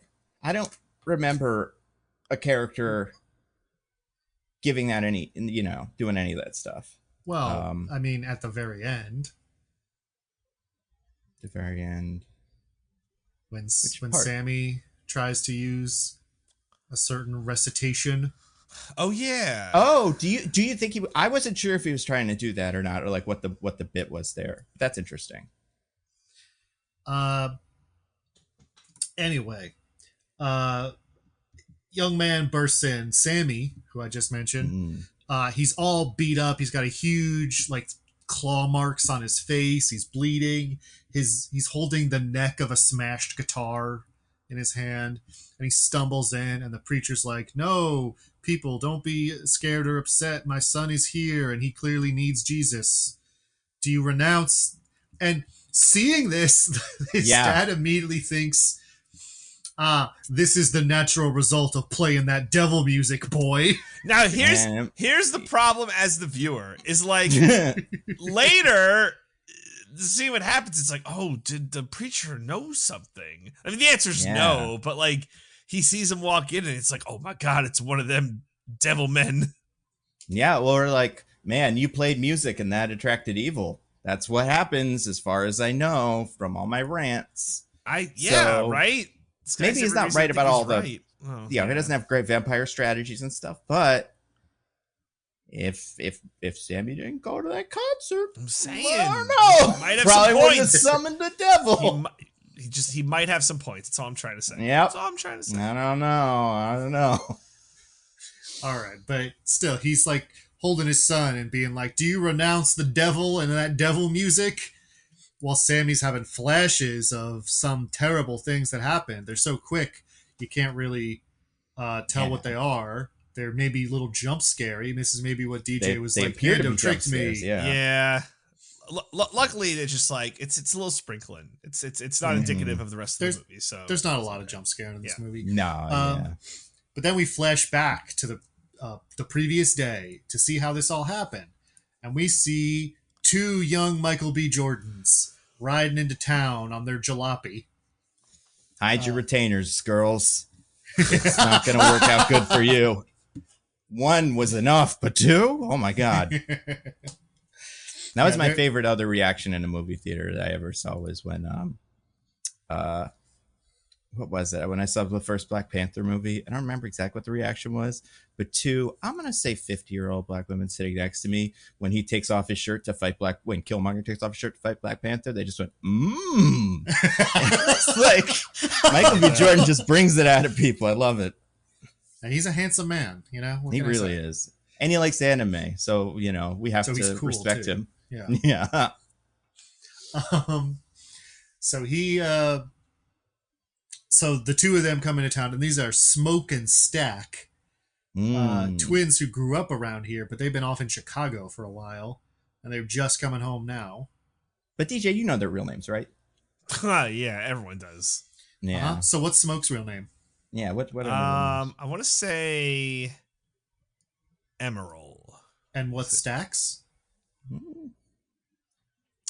Leroy. Wow. Okay. Both wrong. Oh, Both damn. wrong. Emerald closer than the other one. That's true. But Smoke is... Do you want... I could just say them because I do know them. Well, yeah, you say it. Smoke is Elijah Moore, and Stack is Elias Moore. A lot of Bible names in this one.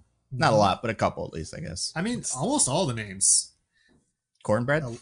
I said almost. Delta Slim. Almost all the names. I said Bo almost. Chow? I don't Quick, know. start saying more. Mary? That's on the Bible. Oh, Nando. Wait a second. Okay, but yeah, so they're back and they're buying some old like barn or something from a white man. Hogwood. Hogwood is his name. That's right. And they're also like, in the Bible. They get pretty crazy in the books, like the later books. Nobody really pays attention to them. The main characters have Bible names, okay? How dare you besmirch Remick? No, I don't know. That's a Bible name, maybe. I don't think so. No, But whatever. Yeah. He's like, I'll take your money, boys, even though I'm clearly racist.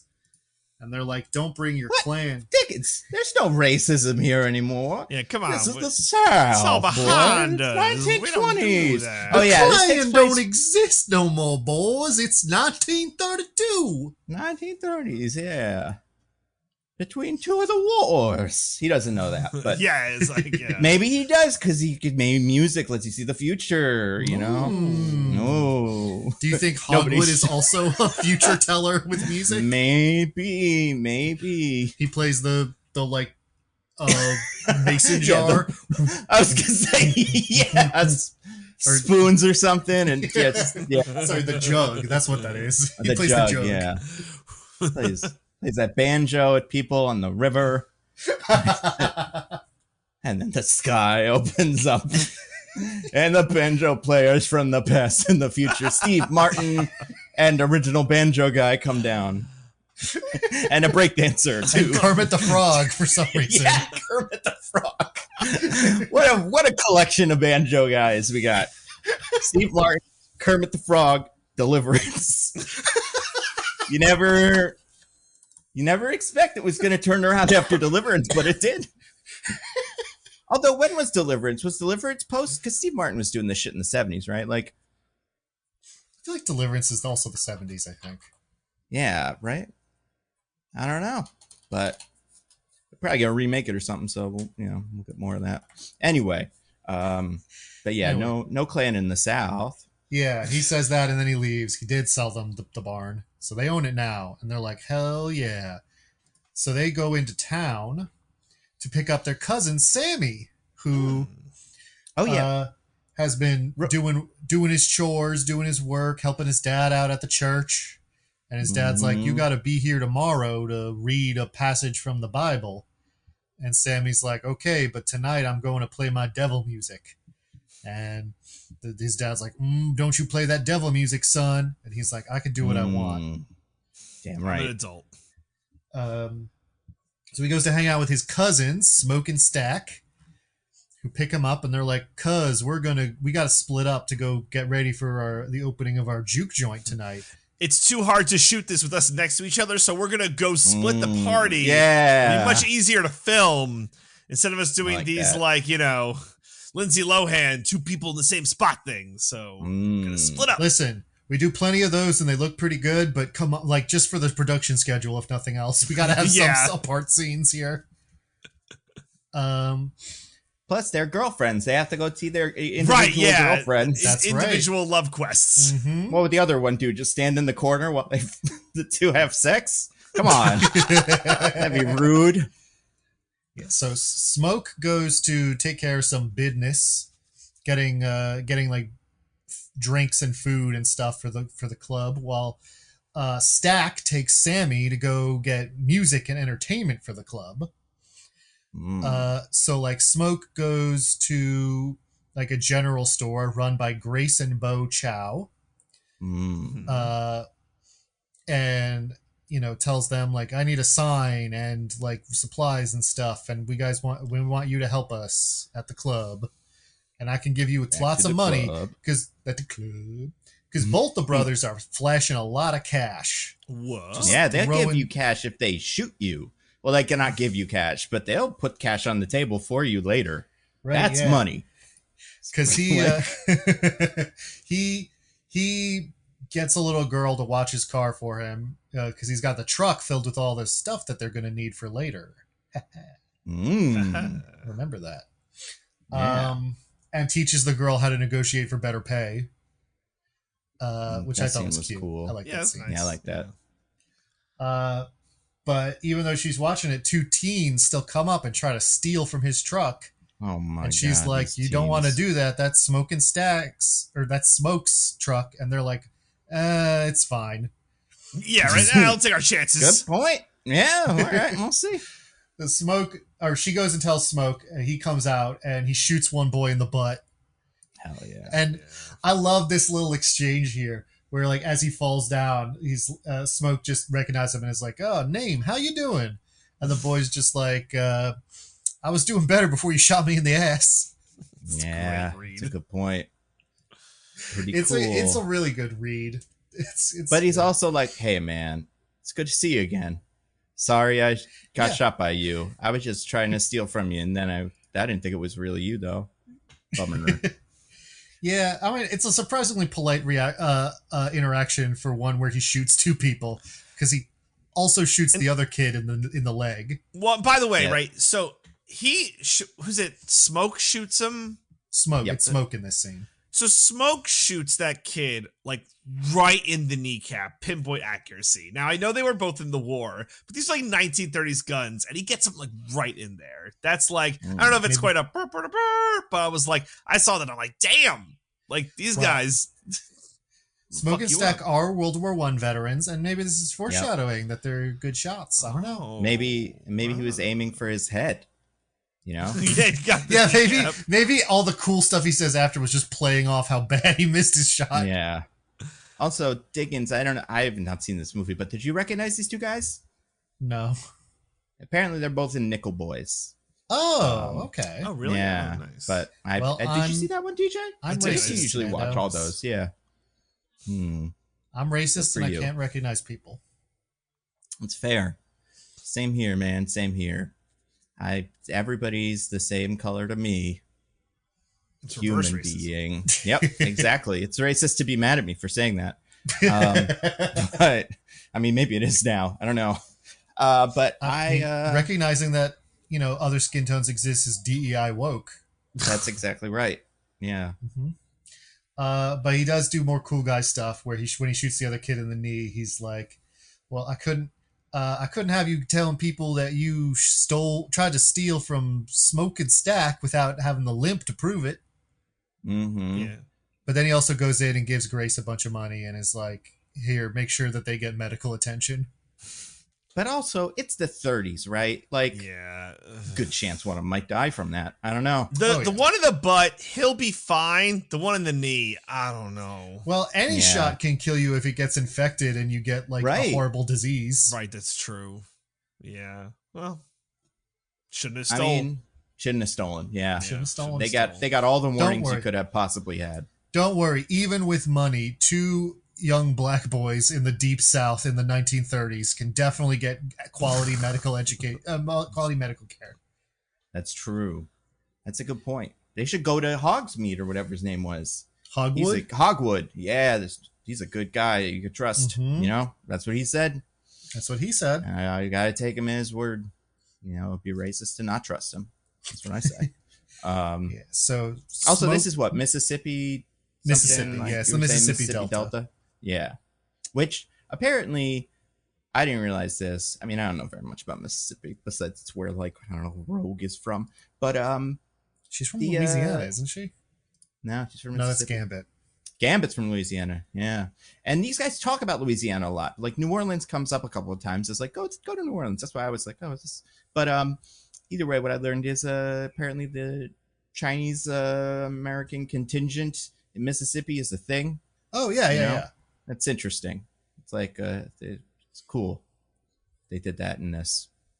Yeah. Grace and Bo Cho represent like a small minority that did historically live in the Mississippi Delta around this time. Yeah. And for a long time, I think, actually, before this even. It's one of those historical curiosities. Yeah. Anyway, we go over to Stack, who with Sammy is driving through the fields. Because, of course, they're all working the cotton fields. Right. Because, you know, slavery's been over for 70 years, but it's still Jim Crow and all that, sharecropping, etc. Not a whole lot better. I think first they go up to cornbread first, right? Where he's like, I think they don't go to cornbread. Yeah, the other one goes to cornbread. No, see, this is right. It's definitely Stack who goes to cornbread. They get Delroy Lindo when they're going through the field because he has to yell at the people on the You're chain right. gang. Okay, so first they go into town. Yeah. And they meet Delroy Lindo, Delta Slim, who is a blues player, an accomplished blues player around here, around these parts. And Sammy shows off how good he is at the blues, and Delta Slim's like, "Damn, you're good at the blues too, boy." Sammy's got a guitar, humongous guitar, pretty cool. Delta looking. Slim got a really cool guitar with a silver plate, and Stack, I think, in one of these scenes tells him that they won it in a card game off of Charlie Patton, who is like a very famous pioneering blues player from the Mississippi Delta. So Sammy's like, damn, this guitar's great. But yeah, he impresses Delta Slim. Delta Slim's like, you're a pretty good blues player. And he also impresses a woman in the crowd, Perlina. Oh, yeah. Who, there's a little something between the two of them, Sammy and Perlina. And Sammy's like, you gonna come to the club tonight? And Perlina's like, maybe, I'm married. That's funny the way you say that, yeah. Yeah. It's like, I might come. I'm married, but, I might. Mm-hmm. Yeah, well, later events might bear out that she's not super committed to that marriage. Yeah. Why would anybody be if you got cool guys like Sammy and Smokestacks and stuff, Yeah, that's a good point. So they're having a good time. Stack convinces Delta Slim to play at the club tonight. Delta Slim at first is like, I know you're flashing me a lot of cash, but I have a regular gig at this other club that's going to be there forever. And your club, I don't even know if it's going to be here past tonight. Whoa. But he keeps, foreshadowing. Delta Slim. Stack bribes him with alcohol and more money. And so Delta Slim's like, what did he give him? Was it Irish beer or something? Irish beer, he said. Yeah. Irish beer. Yeah, okay. That'll convince people to do things. Just kidding. No, some people like Irish beer. I don't know. Are you besmirching the good name of Guinness? I am besmirching the good name. I mean, listen, if Delta Slim drank, first of all, it would have been black, right? Like that. I feel like what he drank had like a beerish look to it, as opposed to the very dark Guinness look to it. But then he wouldn't have been able to down that in one sitting. He would have been coughing it up after that if he drank that Guinness that quickly. Well, it's not meant for human consumption. He's coughing up something later. That's true. Maybe. True. Guys, I almost forgot, and I can't believe this because it's so important. But I have a little thing here from the trumpet that says Michael B. Jordan's instructional how-to. Oh, boy. For 10-year-olds. It's definitely before this point that he informs Sammy, that is, Stack does, how to pleasure a woman cunningly, perhaps we should say. Now, gentlemen, I don't know. Did you feel like you needed Michael B. Jordan's instructions? Do you think you learned something from this movie? I mean, it can't hurt. I would say it's not bad info, so DJ, would you say it had practical implications for your life? I would say that there's no good way to answer this question. I'm like, it's like I didn't know shit before watching this movie, and if I say no, it's like, I'm not into that shit at all. So you're not a king. Where are you on the DJ Khaled to Michael B. Jordan scale? Right, yeah. I was just Googling to see if they're friends, but they don't seem to know each other. So nothing we can joke about that. I mean, maybe that's why they don't know each other. So they keep their distance. Huge differences. I would say I'm always learning Diggins. I'm always open to learning. Who wouldn't? There you go. That's a good answer. Yeah. Again, especially from Michael B. Jordan or Brian Coogler, realistically, who wrote the movie. Yeah. But both of them are sources of inspiration for me in many ways. This among them. Filmmaking, all the good stuff. His advice, I will say, pretty decent advice. He tells Sammy how to find, Here's a question. Yeah. Does everything go down the same way? If he doesn't tell him that, he tries to do the business. Right. It goes poorly, and then he leaves. Right. He's not tied up for a good chunk of the evening. That's a really good what if. This could change the whole again, much like you should listen to your pastor father and not play that devil music. Maybe DJ Khaled has a point, about vampires that he's trying to impart on us. And he's like, yeah, we haven't asked him to follow up on specifics. We should ask him that next time. Next time someone gets a hold of him. Next time he's like 2 wings deep on hot ones. before it all falls apart. DJ Khaled, is it because of vampires? Absolutely. Well, do you think DJ Khaled considers himself an artist that opens up heaven from his wonderful art? Oh yeah, I don't know. He probably is wondering why he's not, or at least a representation of him in that montage. He's like, I probably should be here. He should be in there. Well, we're not there yet, but we'll get there. Yeah. But yeah. Let's just say that, Michael B. Jordan gives some instructions, and they are put to rigorous critique later, or rather, rigorous testing in a practical environment. Which also super handy that he found that out that day. What are the odds? Because he probably just would have avoided it had he not had the talk. But still, great for him. Well, maybe Stack knew. Maybe he knew he would need it. But who are wondering I should appear while they're goofing around with Delta Slim.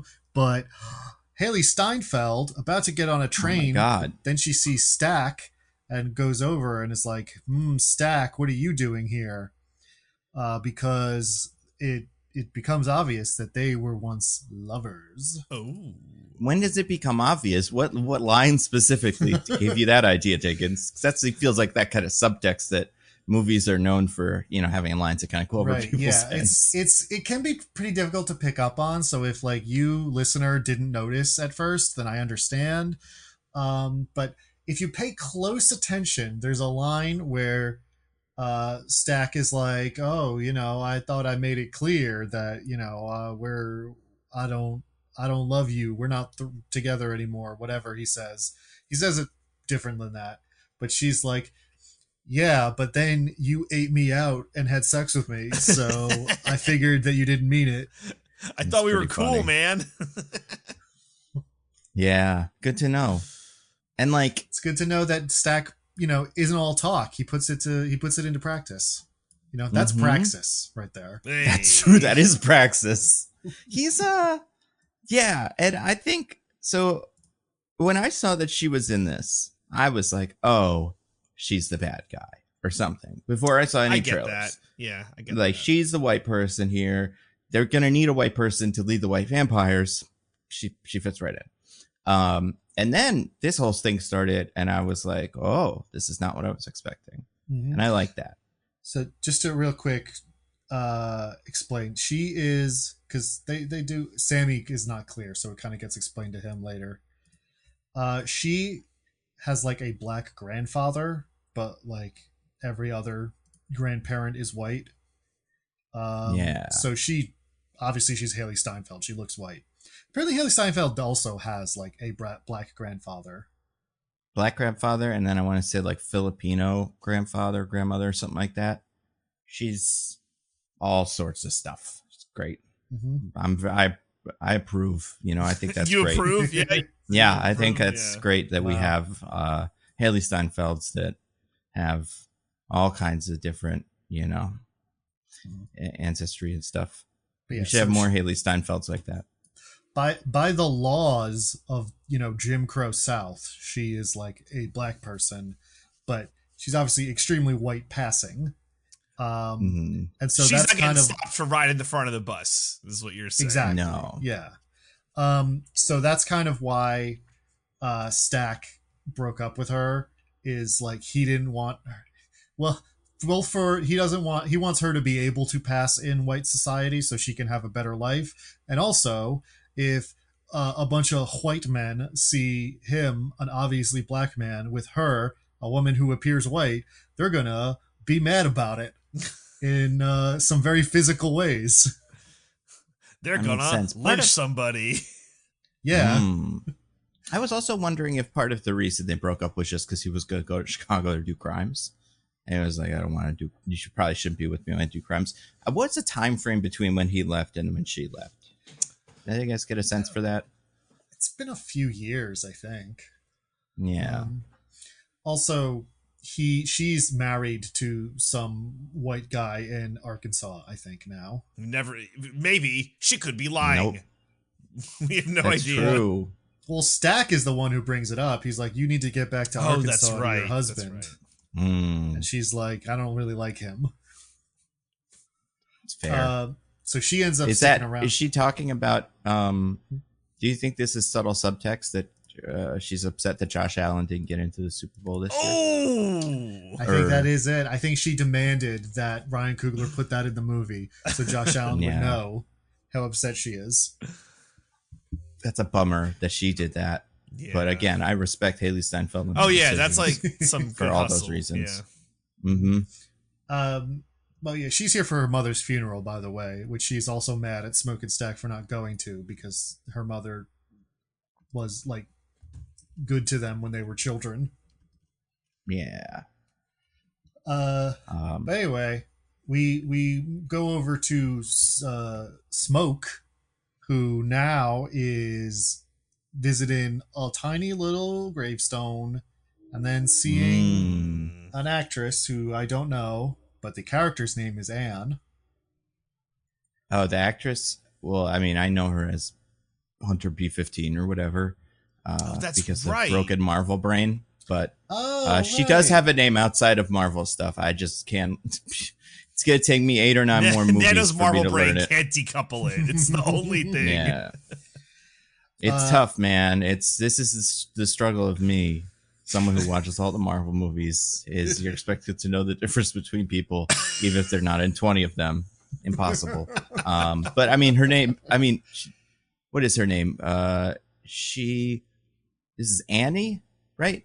Yeah, Anne. Yeah. Wunmi Mosaku is his actor's name. I probably messed it up, but yeah.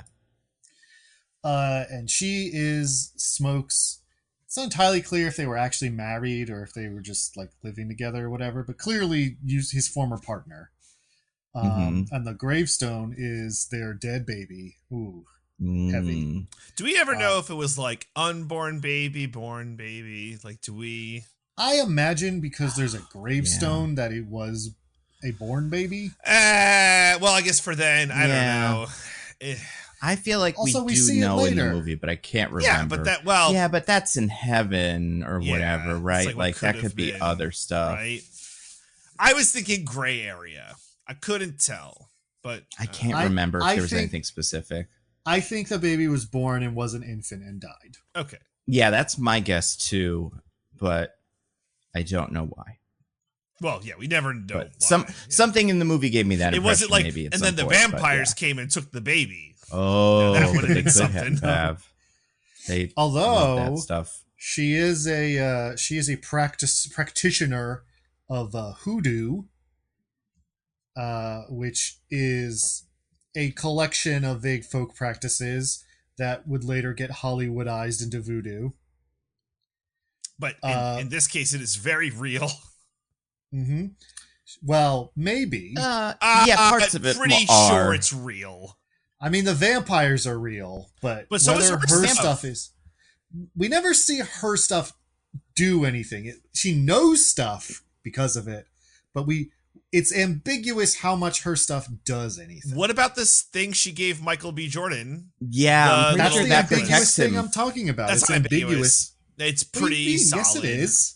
I'm with DJ. I'm pretty sure at one point a character tries to go for him and physically is like pushed back by it or something. I think it's ambiguous if it's because of that or if it's because of, personal reasons. See, this is why this movie's such a banger. It's all up for. I also couldn't tell if it's because it was silver. Because he had silver. I thought it was that. Yeah, that could have been part of it too. It was like 30. Well, also, she does the stuff with the bones and stuff. I imagine the some bones of that are was so useful. Good. And like telling the story of like what was going to happen. I think the bones crushed it. Yeah, I don't know. Like she does bones 3 times, and she's like, "This only means one thing."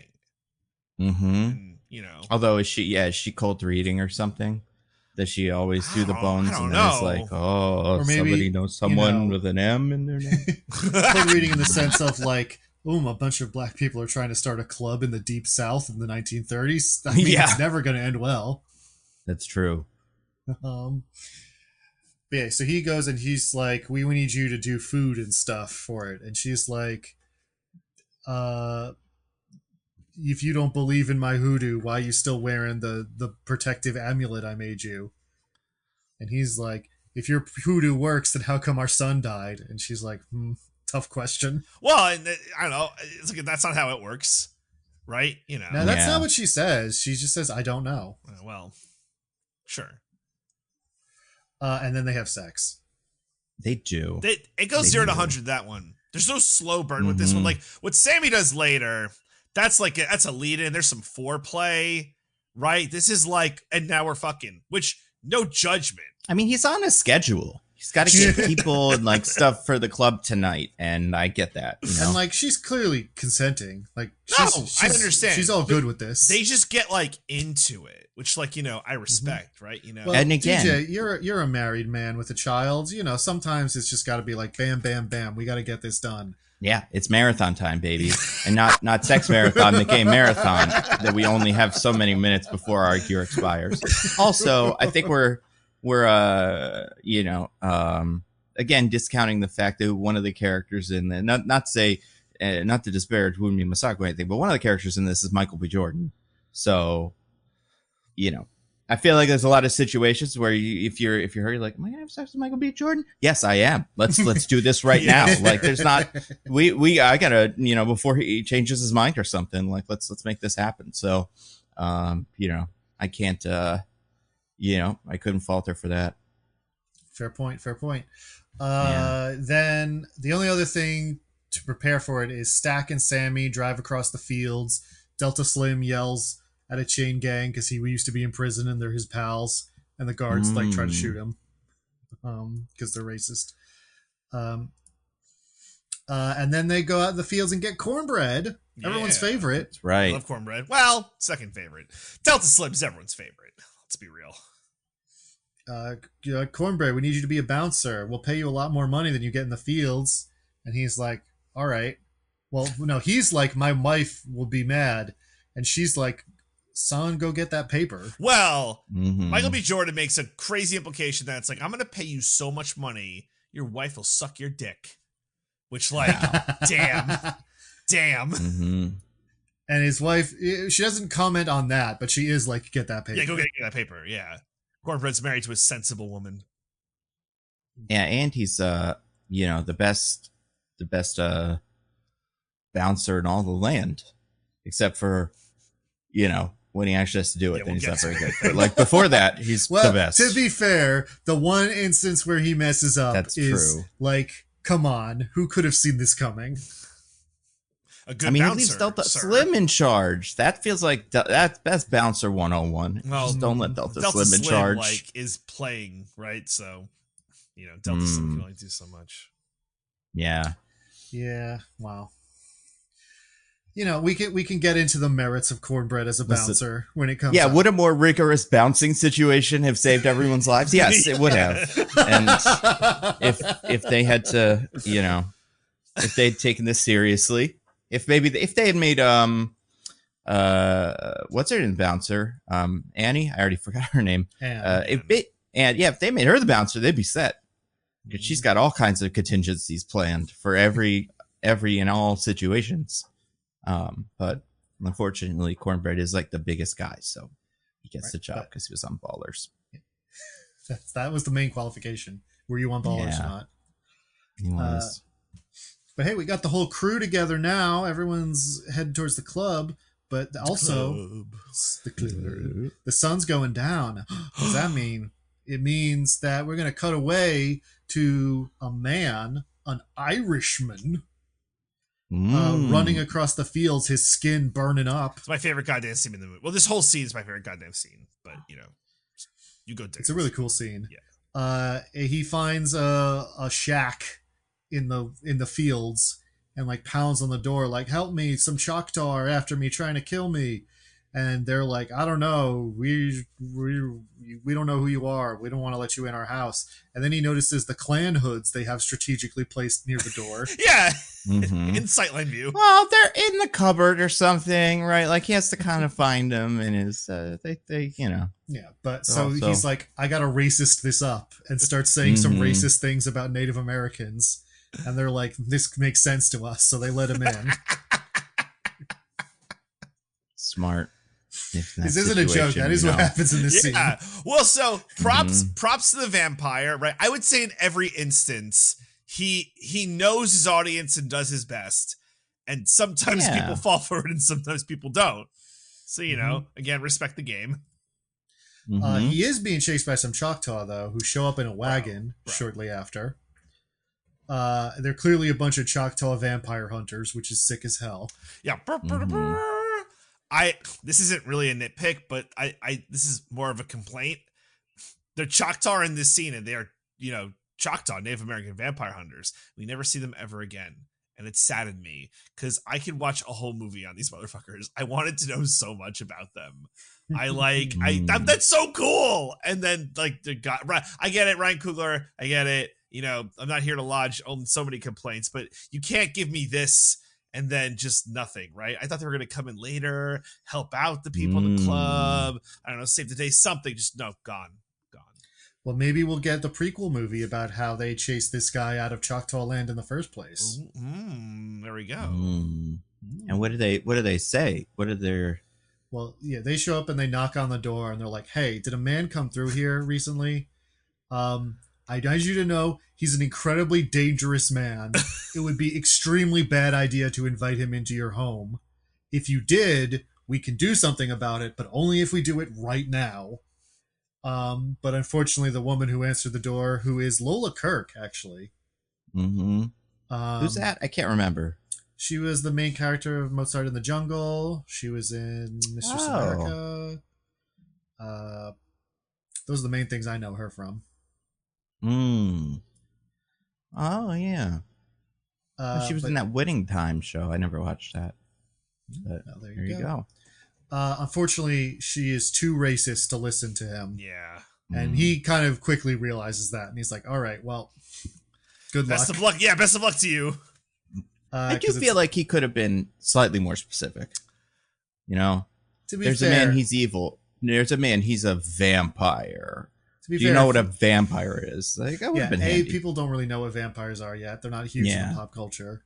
B, I feel like if he said like there is an evil monster in your house, she'd be like typical Native American superstitions, voodoo bullshit. Except she would say it a lot more racistly. Yeah, I completely agree with Diggins. I think there's no way that they're like, okay, yeah, sure, get out of here with your feathers. I feel like the way he says it leaves enough room for like interpretation of like racism, like, you know, the real evil or something. It's like an evil monster, you know, like a racist man. I know. But then if he was like, no, I know what you think, this metaphor. No, vampire. He can bite you to turn you into vampire, eats blood and stuff. Then you'd be like, oh, that's more specific. And then maybe you'd even have follow up, like, hey, what's a vampire? This guy, his sun melts his skin. Oh, yeah, that kind of sounds like this guy. So go on. But listen, I get it. Also, they probably got other stuff to do. Well, the sun is setting, and they're like, we don't really want to be around this guy when it's nighttime, so they hightail it out of there. Yeah. They get going while the going gets nighttime. Unfortunately for Lola Kirk, as she goes back to the rooms to check on her husband and this man they let in, her husband's already been killed by the vampire. Except he rises back up as another vampire, and then they attack her. Cut away. Wow. Now we're at the club. Things are getting underway. Music's playing. Delta Slim's up there. People are starting to come by. Everything's popping off. A lot of interactions between people here.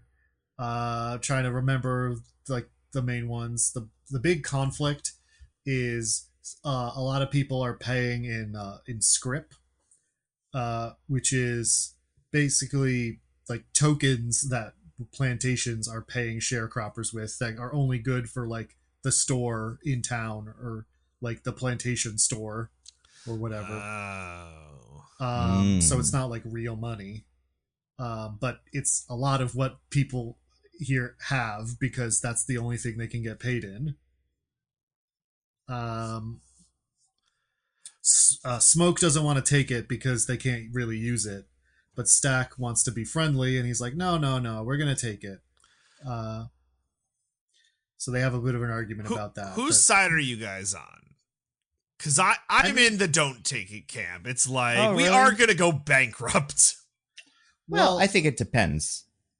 It's just a bad situation all around. I don't think there is a right answer because, like, yeah, you can't really use it as a business, but also the people you are specifically opening this for, that's going to be a lot of what they have. Well, I guess it depends on what your percentages of this that you're getting, and then what you can use it on. Because, like, if you can use it on catfish or whatever, some operating costs. If that's covered by this and then that's pretty much it, then yeah, you use this for that and then the other stuff. But I would imagine that his reaction would suggest that it's not that much. Although, like, even if they could, once it was obvious that they were buying a lot for like a club or some kind of business venture, they would probably just be like, "You're not allowed. No, we're not selling it to you." Yeah, it's a tough situation. I just I don't know. Like they didn't open the club to just like have fun. They opened it to make money. But they also opened it to be free and like to give people something. Yeah. And like if you don't take the money most of them have, then how much are you doing that? Yeah. Like I said, that's tricky. It's a bad situation. I don't think there's a right answer. Yeah. Living in the Jim Crow South as a black person is hard, it turns out. Mary shows up and Stack is like, "Get out of here. If people see you here, it'll be bad for everybody." And she's like, "No, I belong here." And he's like, "Fine." And I forget if it's before or after he plays that Perlina takes Sammy aside. But I don't remember either. I think it's after. I don't know if it's Sammy's like big moment, but I think he has played and demonstrated his coolness by this point. I would have to imagine. Okay, well let's just go to the big thing then, because that's like the most important thing. Yeah. Before the vampires show up, anyway. The big thing is Sammy goes up on stage, starts playing his guitar along with Delta Slim and the other members of the band that they recruited. And Sammy, did you guys remember, but you, the listeners, the thing I said at the beginning about how there was a little opening thing about people who play music so good it calls forth spirits from the past and the future? Oh, you know what? I kind of remembered it, but I'd love it if you could just say it again. Yeah.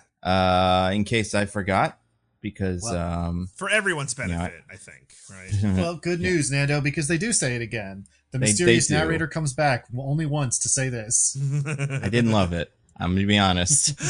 I was like, yeah, I know. It was in the movie. Like, well, whatever.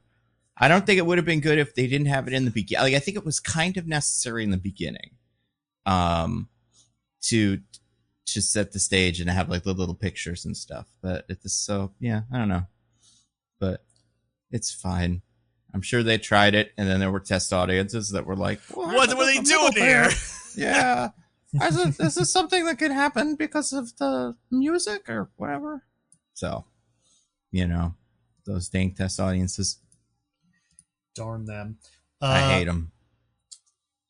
But so they explain that again, and then Sammy starts playing, and we go through this huge,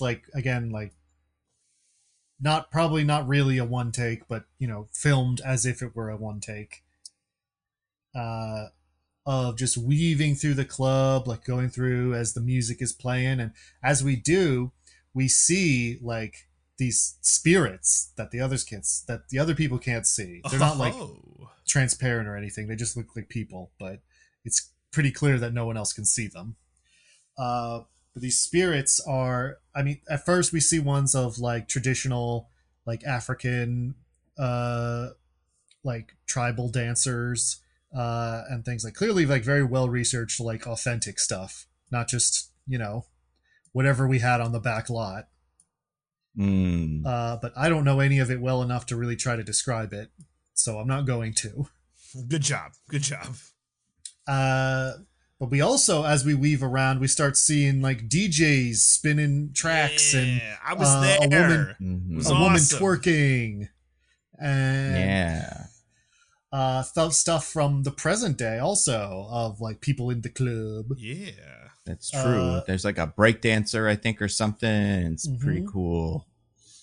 And when we're briefly looking from the perspective of Grace and Bo, we also see some Chinese folk dancers from earlier periods of history, which is pretty neato.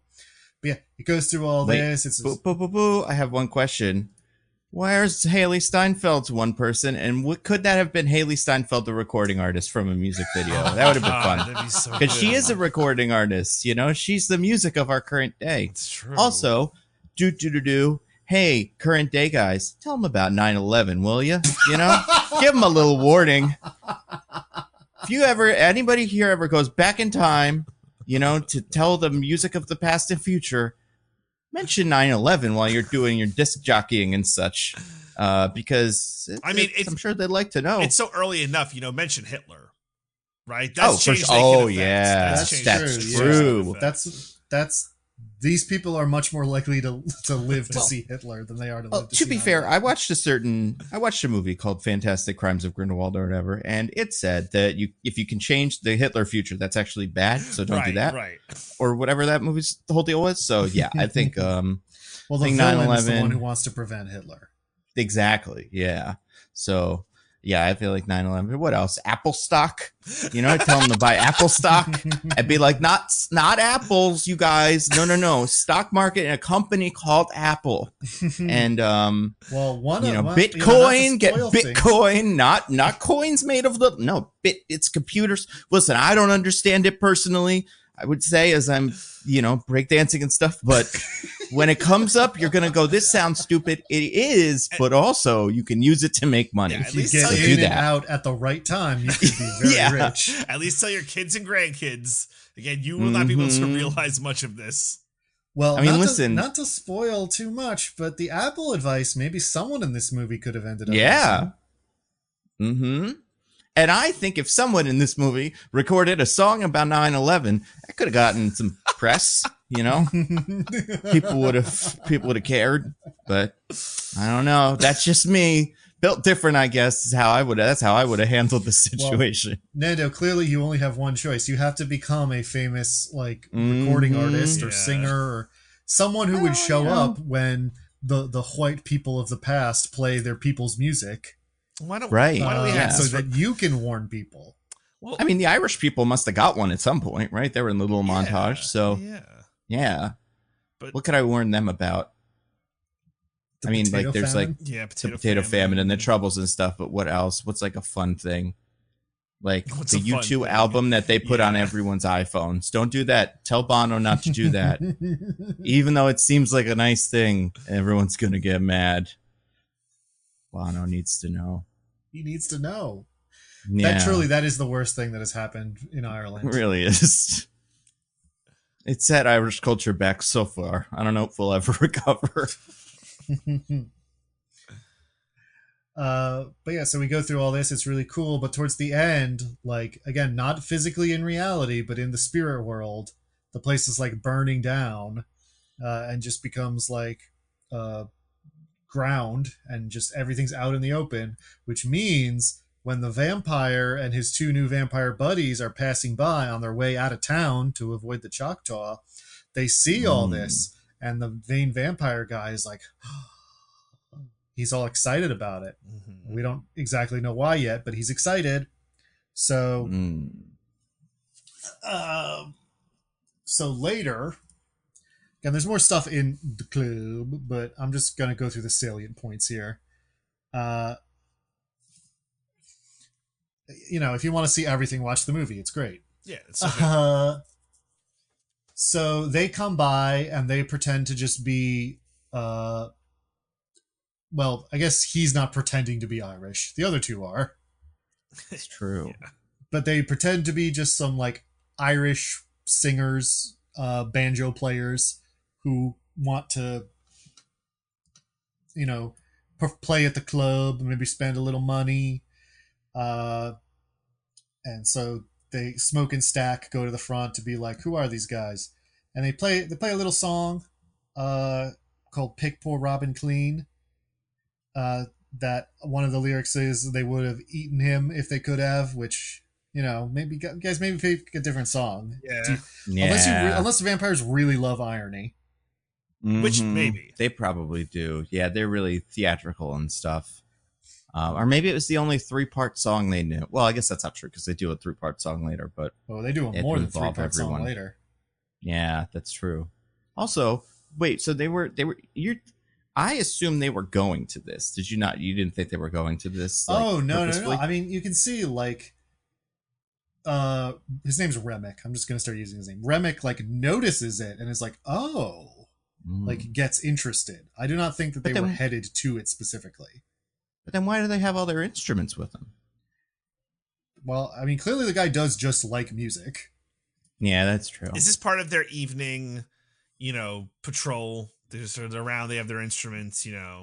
Maybe they try. I think, like I said, I think they were skipping town because the Choctaw were on his trail. Right. Yeah. Which I want to know, like, how cool are the Choctaw that they're a threat? You know what I mean? I mean, they're kind of cool, at least. Yeah.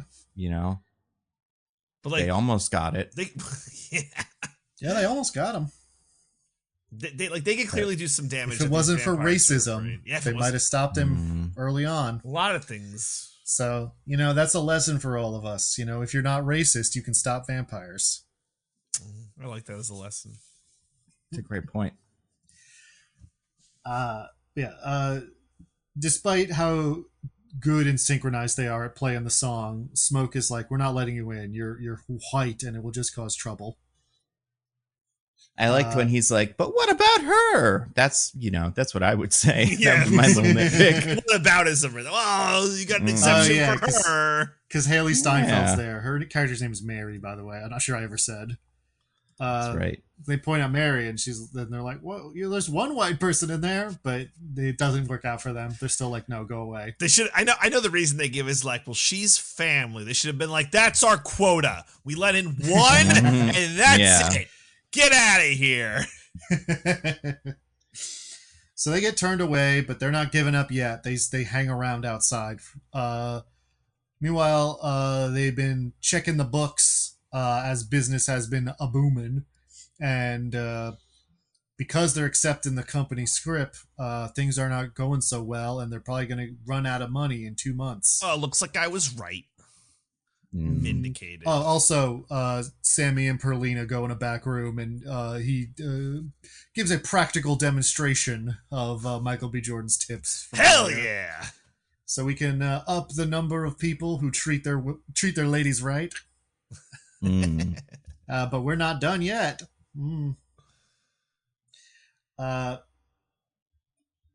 Anyway, Stack shares this information with Mary, and she's like, well, what about those Irish weirdos outside? They have money.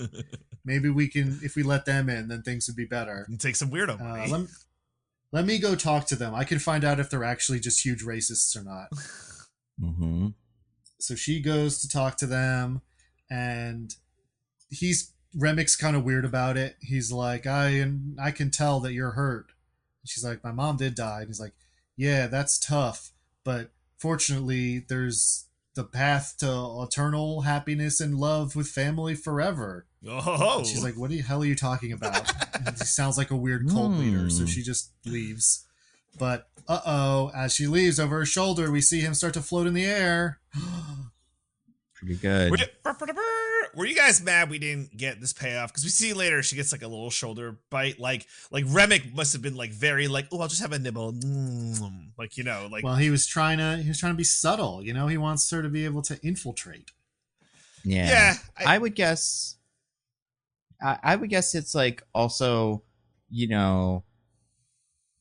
I mean, they're within view, right? That was my question: is how does Cornbread or Delta Slim, I forget who's there right now, not see this?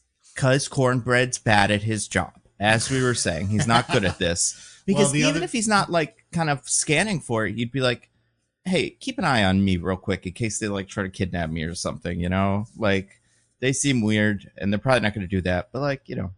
And what does this interaction last for? Like 2 minutes? He can't keep track? Cornbread can't, you know, keep Mary safe? At some point in this, Cornbread actually leaves his post because he's got to take a monster piss. Yeah. Mm-hmm. So he's like, Delta Slim, you watch the door for a little bit while I go take a monster piss. And he takes a bucket with him, and I'm like, is he going to pee in the bucket? But then he doesn't pee in the bucket. So I'm like, why do you have that bucket? Yeah, that's a good question. Where does he have the bucket? I don't know. Yeah. Doesn't come up later. Nope. But then while Delta Slim is watching, Mary comes up, and I love this because they have my favorite dumb vampire rule is that they have to be invited in. They can't enter a place if they're not invited. And so Mary comes up to Delta Slim and is just like, well, aren't you going to step aside and let me in? And he's like, oh, yeah, sure, come in. And I was like, that's clever. That's clever. They got him. They got him. Yep. This is why you need to. This is these be vampire tests at every door from here on in. You know, you just Sammy have to, needs to spread the word. Never invite anyone into your home. Just like step aside and sort of like implicitly give space for them to come in. But if they don't, then you know it's because they're a vampire and they can't. Yeah. What are the limits of the invitation rule? So as an example, let's say you do that and then the vampire says, may I come in? And you nod. Does that allow the vampire to come in? I think so, yes. Yeah, I would say yes. Okay. So if you can't actually grant permission in any way. Okay. Which I actually think later Anne is like admirably clever about this. Yeah. Where she never says it in a way that even kind of gives permission. Well, she's like, oh, you're big enough. What's stopping you? Like something like that. Yeah. Mm-hmm. Which is the thing I like about this movie, where they both get creative with that rule, and the people who know about it are good at not doing it. Yeah. But yeah, Mary goes up to Stack and is like, I want to have sex with you. And he's like, well, I'm not made of stone. Yeah. You can't blame him, right? You know, I listen. It's she could have said, I'm a vampire and I want to bite you, but also I want to have sex with you. And I would still be like, well. You were in Hawkeye. So that would be something that would be like, wow, famous, cool person. Mm-hmm. But also, I feel like she comes in with like a completely different vibe, which is fine because that's like, you know, the vampire. She's like way more, you know, having fun and stuff. And what was I gonna say? Yeah, I don't know. She's very. She doesn't sinister. seem like herself. Like at no point is Stack like, you're different. Because because she wants to have sex with him, and you know you'll forgive a lot in that situation. Well, yeah, like right, there's not like she was, you know, had a lot of animosity toward him the whole night, but she seemed like pretty like cold, right? You know, it's kind of going back and forth, but now she's like, I'm all in. So yeah. I do want to say she gives a line to him that I love, because earlier she deduced that Smoke and Stack has stolen from both the Irish and Italian mobs in Chicago. And so now when she's like all up in his business and he's kind of being like, oh, I don't know about this, she says, what, you're bold enough to steal from the mob, but you're not bold enough to get this pussy? Yeah, that is, that's a tough one. It's like, well, you got me. I do think too, maybe if I'm Michael B. Jordan, part of what I'm thinking is like, you know, she was all mad at me, and then she went out and hung out with those 3 losers. And then she remembered how good she had it. And she's like, wow. Cool. Yeah, so that's probably what happened, actually. Yeah, that makes sense. Yeah. Probably sang her some weird song. Now she like wants to get as far from that as possible. I respect that. So they go into a little side room and start boning down. And also, I just want to mention here, she does a move while she's with him that, you know, sometimes people say that they want this, and I'm always like, I don't think that I would. I can't even remember what you're talking about. Yeah, I'm so curious. Well, while they're having sex, Michael B. Jordan notes that she's salivating. Yeah. Oh, she's no, like, this is great. Yeah. Want some? And he just opens his mouth and she just spits right in it. Go for it, buddy. Yeah, thank you. I'm totally on board. I think it's great. I think in the old timey South, it's probably fun. No, because you're like old timey and it's like, you know, whatever. But yeah, it's pretty cool. Yeah, I don't. Part of me was like, is this enough to infect him with vampirism? Because like, I think it actually does. It is part of it. I think. Yeah. Because later we see another person like in the big attack being held down and they're spitting in that person's mouth too. Yeah. Right. Yeah. So I think this is part of the process. Pretty cool. Respect the process. Mm-hmm. Meanwhile, there's like people fighting in the club because somebody cheated. So Smoke is taking care of it, but he's like, somebody get Stack. And Sammy goes to get Stack, but then he sees him having sex with Mary, and he's like, I don't think Stack wants to be disturbed. Yeah. But Smoke is like, no, he's gonna be. So they go in again, but now Mary's tearing his throat out with her mouth. It's interesting that, and again, I don't know all of the vampire rules that apply. Like, can they feel and taste and all that shit? But like, you know, she's just fucking him quite good before she gets to the feasting. Thus the awkward timing of it all. So like, is it pleasurable for Mary, or is it just like, you know? Listen, everyone knows vampires are sexy. Yeah. And wait, people want to kiss them. I think they have to be able to experience sex. Oh no, I think it's the opposite. Aren't they like dead inside and like right? Yeah. aren't able to experience anything? Like I thought that was part of the vibe. Well, it really depends on the mythology. I'm kind of assuming these guys are playing by the normal vampire rules of like, because the way they talk about like what they're kind of left without in the end bit, it's like our lives aren't as cool. I think from what we see in that end, but there's no way that those two are not every single night. I guess the other thing with her is she's such a new vampire that you're like, maybe true. She isn't, because like your body should like kind of go cold and your heart stops beating and all that stuff. So, but maybe hers hasn't yet because she just became a vampire 10 minutes ago.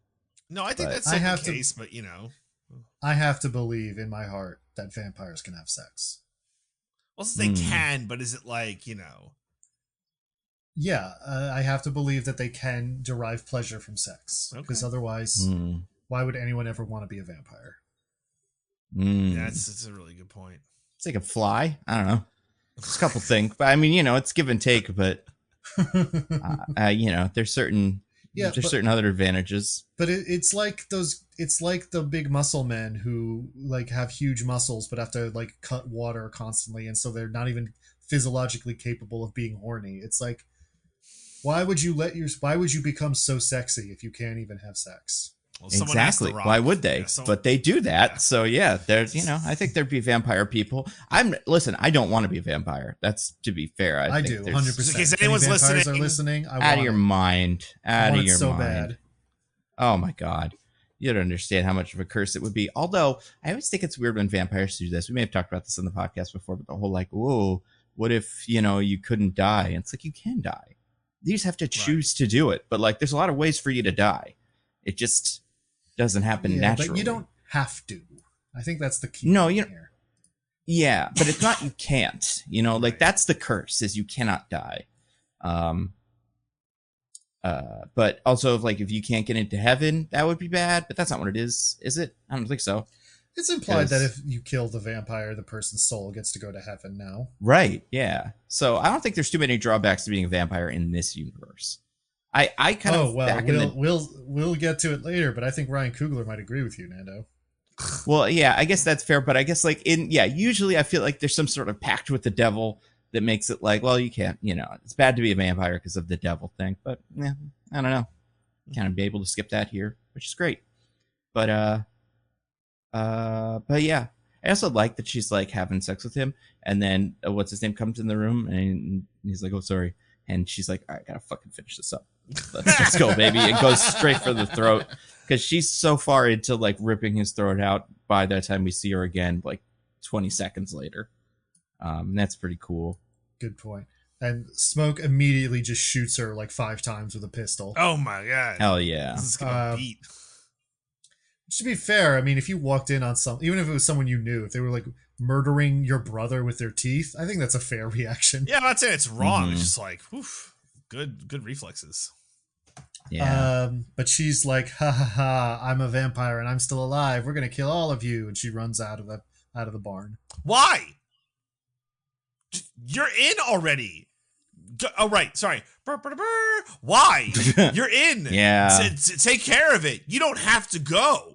You could dust all these people right now. Well, I guess. I feel like as she's a new vampire, and like as strong as she still is as a vampire, I feel like with everybody in the club being like, well, we got to take care of this. Like maybe they don't know how to kill her, but they could probably restrain her. Yeah, I think they could probably shoot her a bunch, and eventually, if someone knew vampire stuff, which someone in the club does, they could stab her with a stake and kill her. I don't necessarily think she's like, I think it's worth it to try because like it's not like we need one more vampire at the end of the day. They're gonna have like a lot with or without her. But so like I think she should try to get a couple of like, because also she knows who the key players are, right? Like you would go for a couple of people who you're like, they're gonna be a problem if we don't get them now. Yeah. Like Smoke, right? Like Smoke at a minimum. To be fair, she did go straight for Stack. Right. I would say is the other going. person you want to get right away. Yeah. So no, but what I'm saying is it seems, I don't know. Sure, maybe she's new, but isn't it a hive mind or whatever? But like try and take one extra person out. They're not going to kill you. Just, go for it. Like maybe they restrain you, but they're definitely not going to kill you immediately. You could disrupt the proceedings. I don't know. Bad instincts. I think you got to go for it because it's not a situation where later, right? There's another vampire who winds up in there and doesn't Anne like garlic face him or whatever, and then he flees. Like I'm getting there. No, I know. I'm just saying that's why it's a little inconsistent. That's all. Anyway, I'm sorry. Continue. So yeah, she runs out, and they're all like, "What the hell happened?" Smoke's like, "We're done for tonight. Everybody go home." And everybody leaves except for the main characters. And what's her name? Which I'm like, this is somewhat presumptuous that you're part of this. Parlena. Yeah. I'm like, it's great that we're at this level now, but like, you can go home. I'll call you when this is over or whatever. Like, clearly we're murdering brothers. So like, you're not. I mean, maybe she's like knows everybody else enough that she's like, oh yeah, this is like my crew. But no. Well, I don't think she needs to stay around. They can't know this, but it does suck that it's like everyone go home to your death. Yeah, that sucks. I think Bo also because like Bo like forgot something in the car, or like the keys aren't there, so he's like, right, I'm gonna go get the car and bring it around. So Grace stays behind, but Bo leaves. Yeah. So Anne's like, okay, I know about hoodoo. I thought we were dealing with haints. She says a word. I don't know what it is. But actually, based on everything we saw, I think it's a vampire. They trap your soul in your body and you become a monster that drinks blood. And they have this and this weakness, and they're able to test that out when Cornbread comes by, and he's like, whoa, what the heck's happening? And they're like, you let Delta Slim be the bouncer while you went to take a piss? And he's like, yeah, well, I also took a shit. Yeah. Actually. And he's like, all right, let me in. And they're about to, but then Anne's like, wait a second. You're a big man, Cornbread. Why don't you could bustle your way in if you wanted to. And like they do some semantics for a little bit here on why doesn't he just come in. And this is the part where I say Anne is very clever. She never words it as like, why don't you come in, or something that could be interpreted as like permission.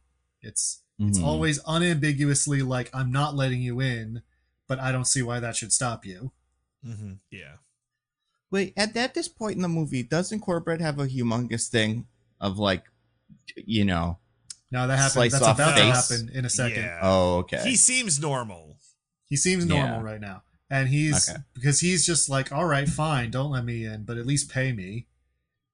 So Smoke goes to hand him some money, and as soon as Smoke's hand crosses the threshold, Cornbread grabs it and like tries to bite him on the wrist, but Smoke was ready for it and shoots him in the face with his gun. And that's when Cornbread has a big ugly wound in his face. With like, but like his gun, no, this was like a sawed-off shotgun, right? This is like a new gun that I don't think we've seen yet. Because it did big boom. I guess there's a point later that is similar to this where they're like, why don't you let us in? Nothing's weird. And at that same point, Cornbread is there and he's got the big giant gash in his face, and it's like, we don't have to, like, I don't know. Well, I feel like we're at that past point, this. They're like Well, I think I know what you're talking about, and we'll get there in a minute.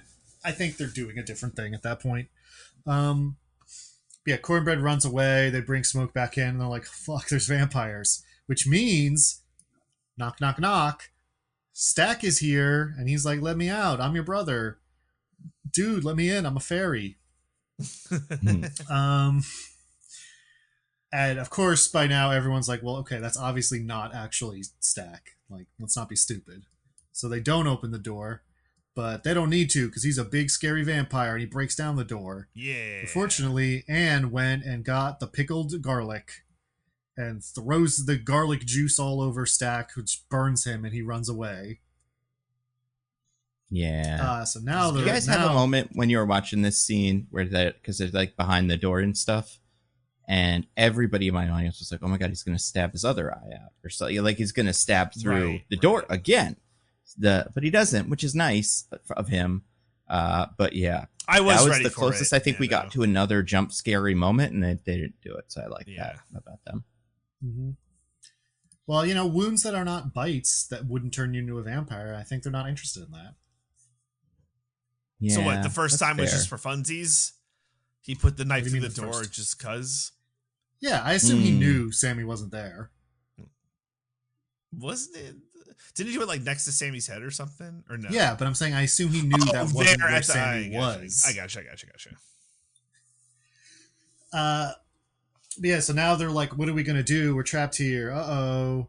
And Grace is freaking out because Bo is outside, and she's like, my husband. Yeah. And everyone else is like, come on, lady. Fuck your husband. Come on. You know how this goes.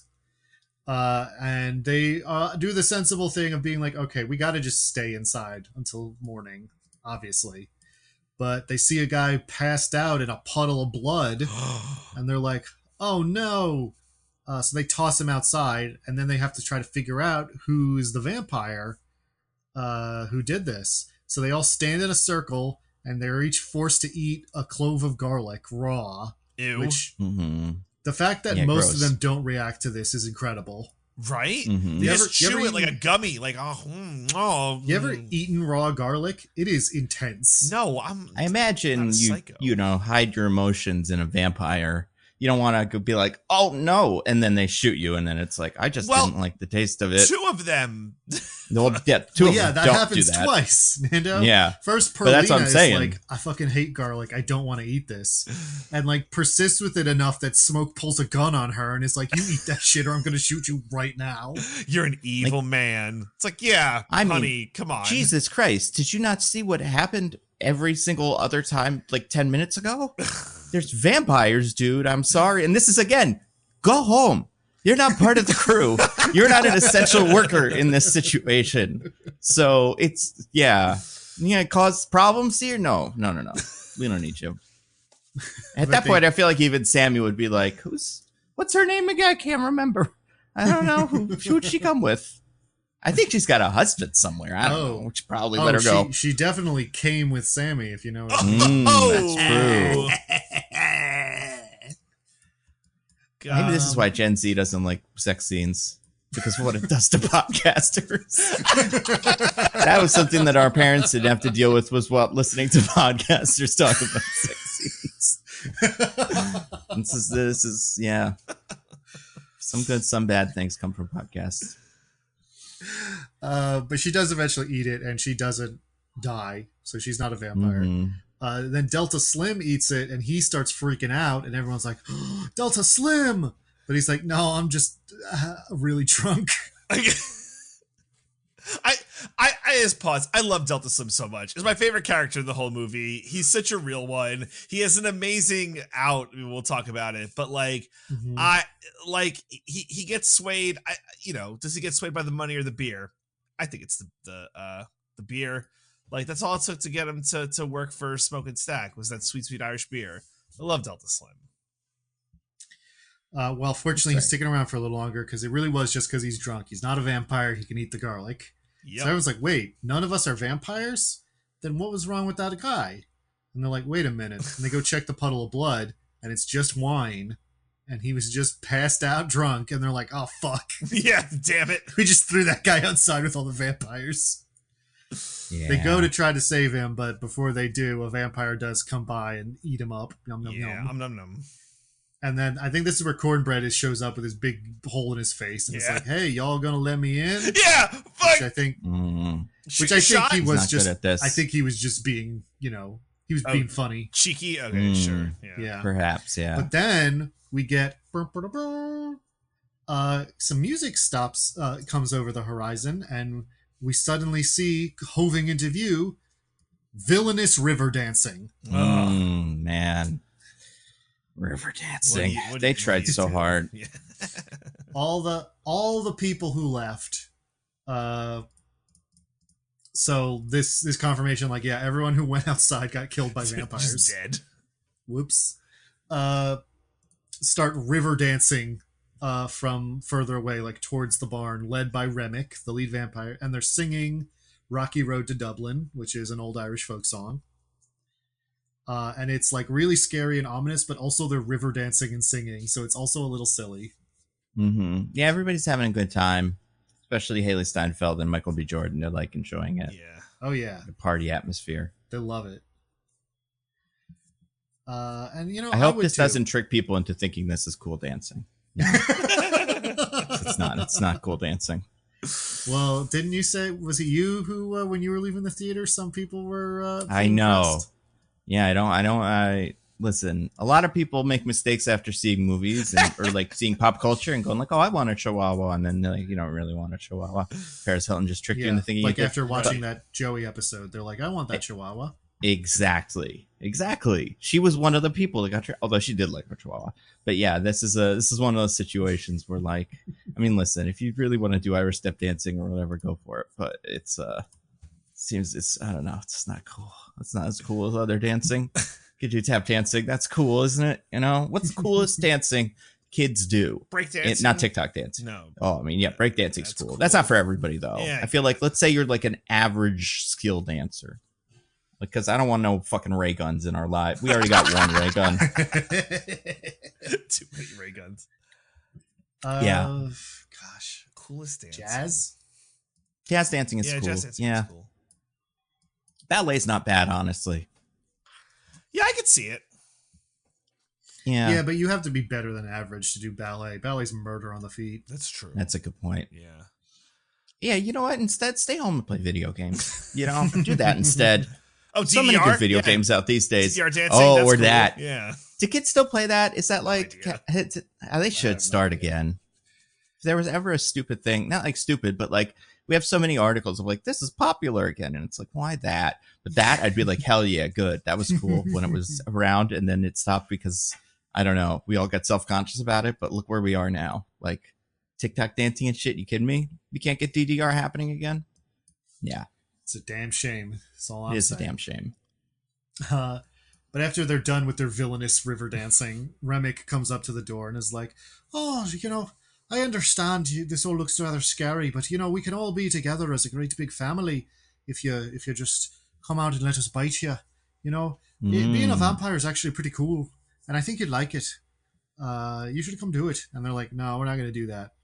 And he's like, oh, that's a shame.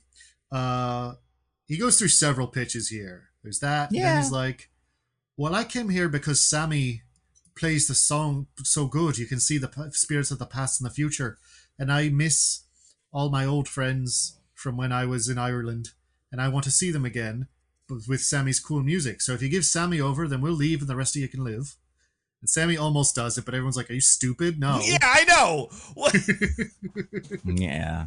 Don't accept the devil's bargain. It's like the first rule. And then he's like, all right, well, I guess I'll just have to go home and eat Grace's daughter. Man. Because I know everything Bo knows now, and he says some stuff in Chinese or Mandarin. Yeah, they do say that. And I feel like there's one. I was gonna say there's one other pitch that I think you skipped. I don't remember if this came up yet or like earlier, but it definitely comes up here. Yeah. He does a pretty say, good pitch.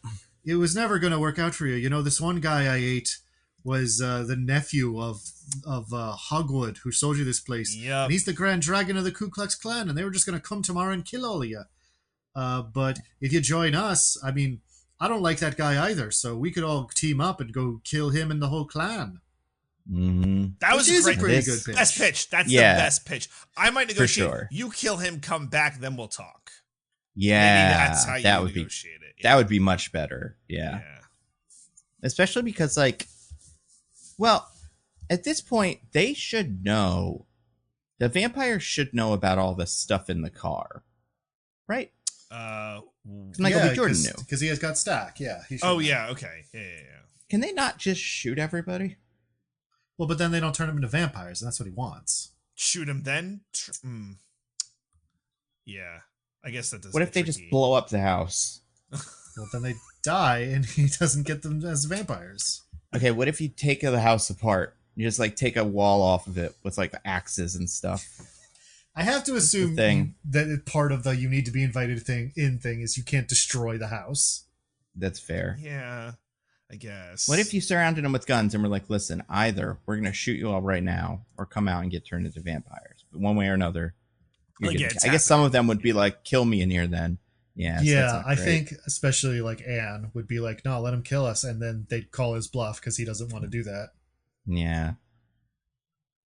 It's fair. Yeah.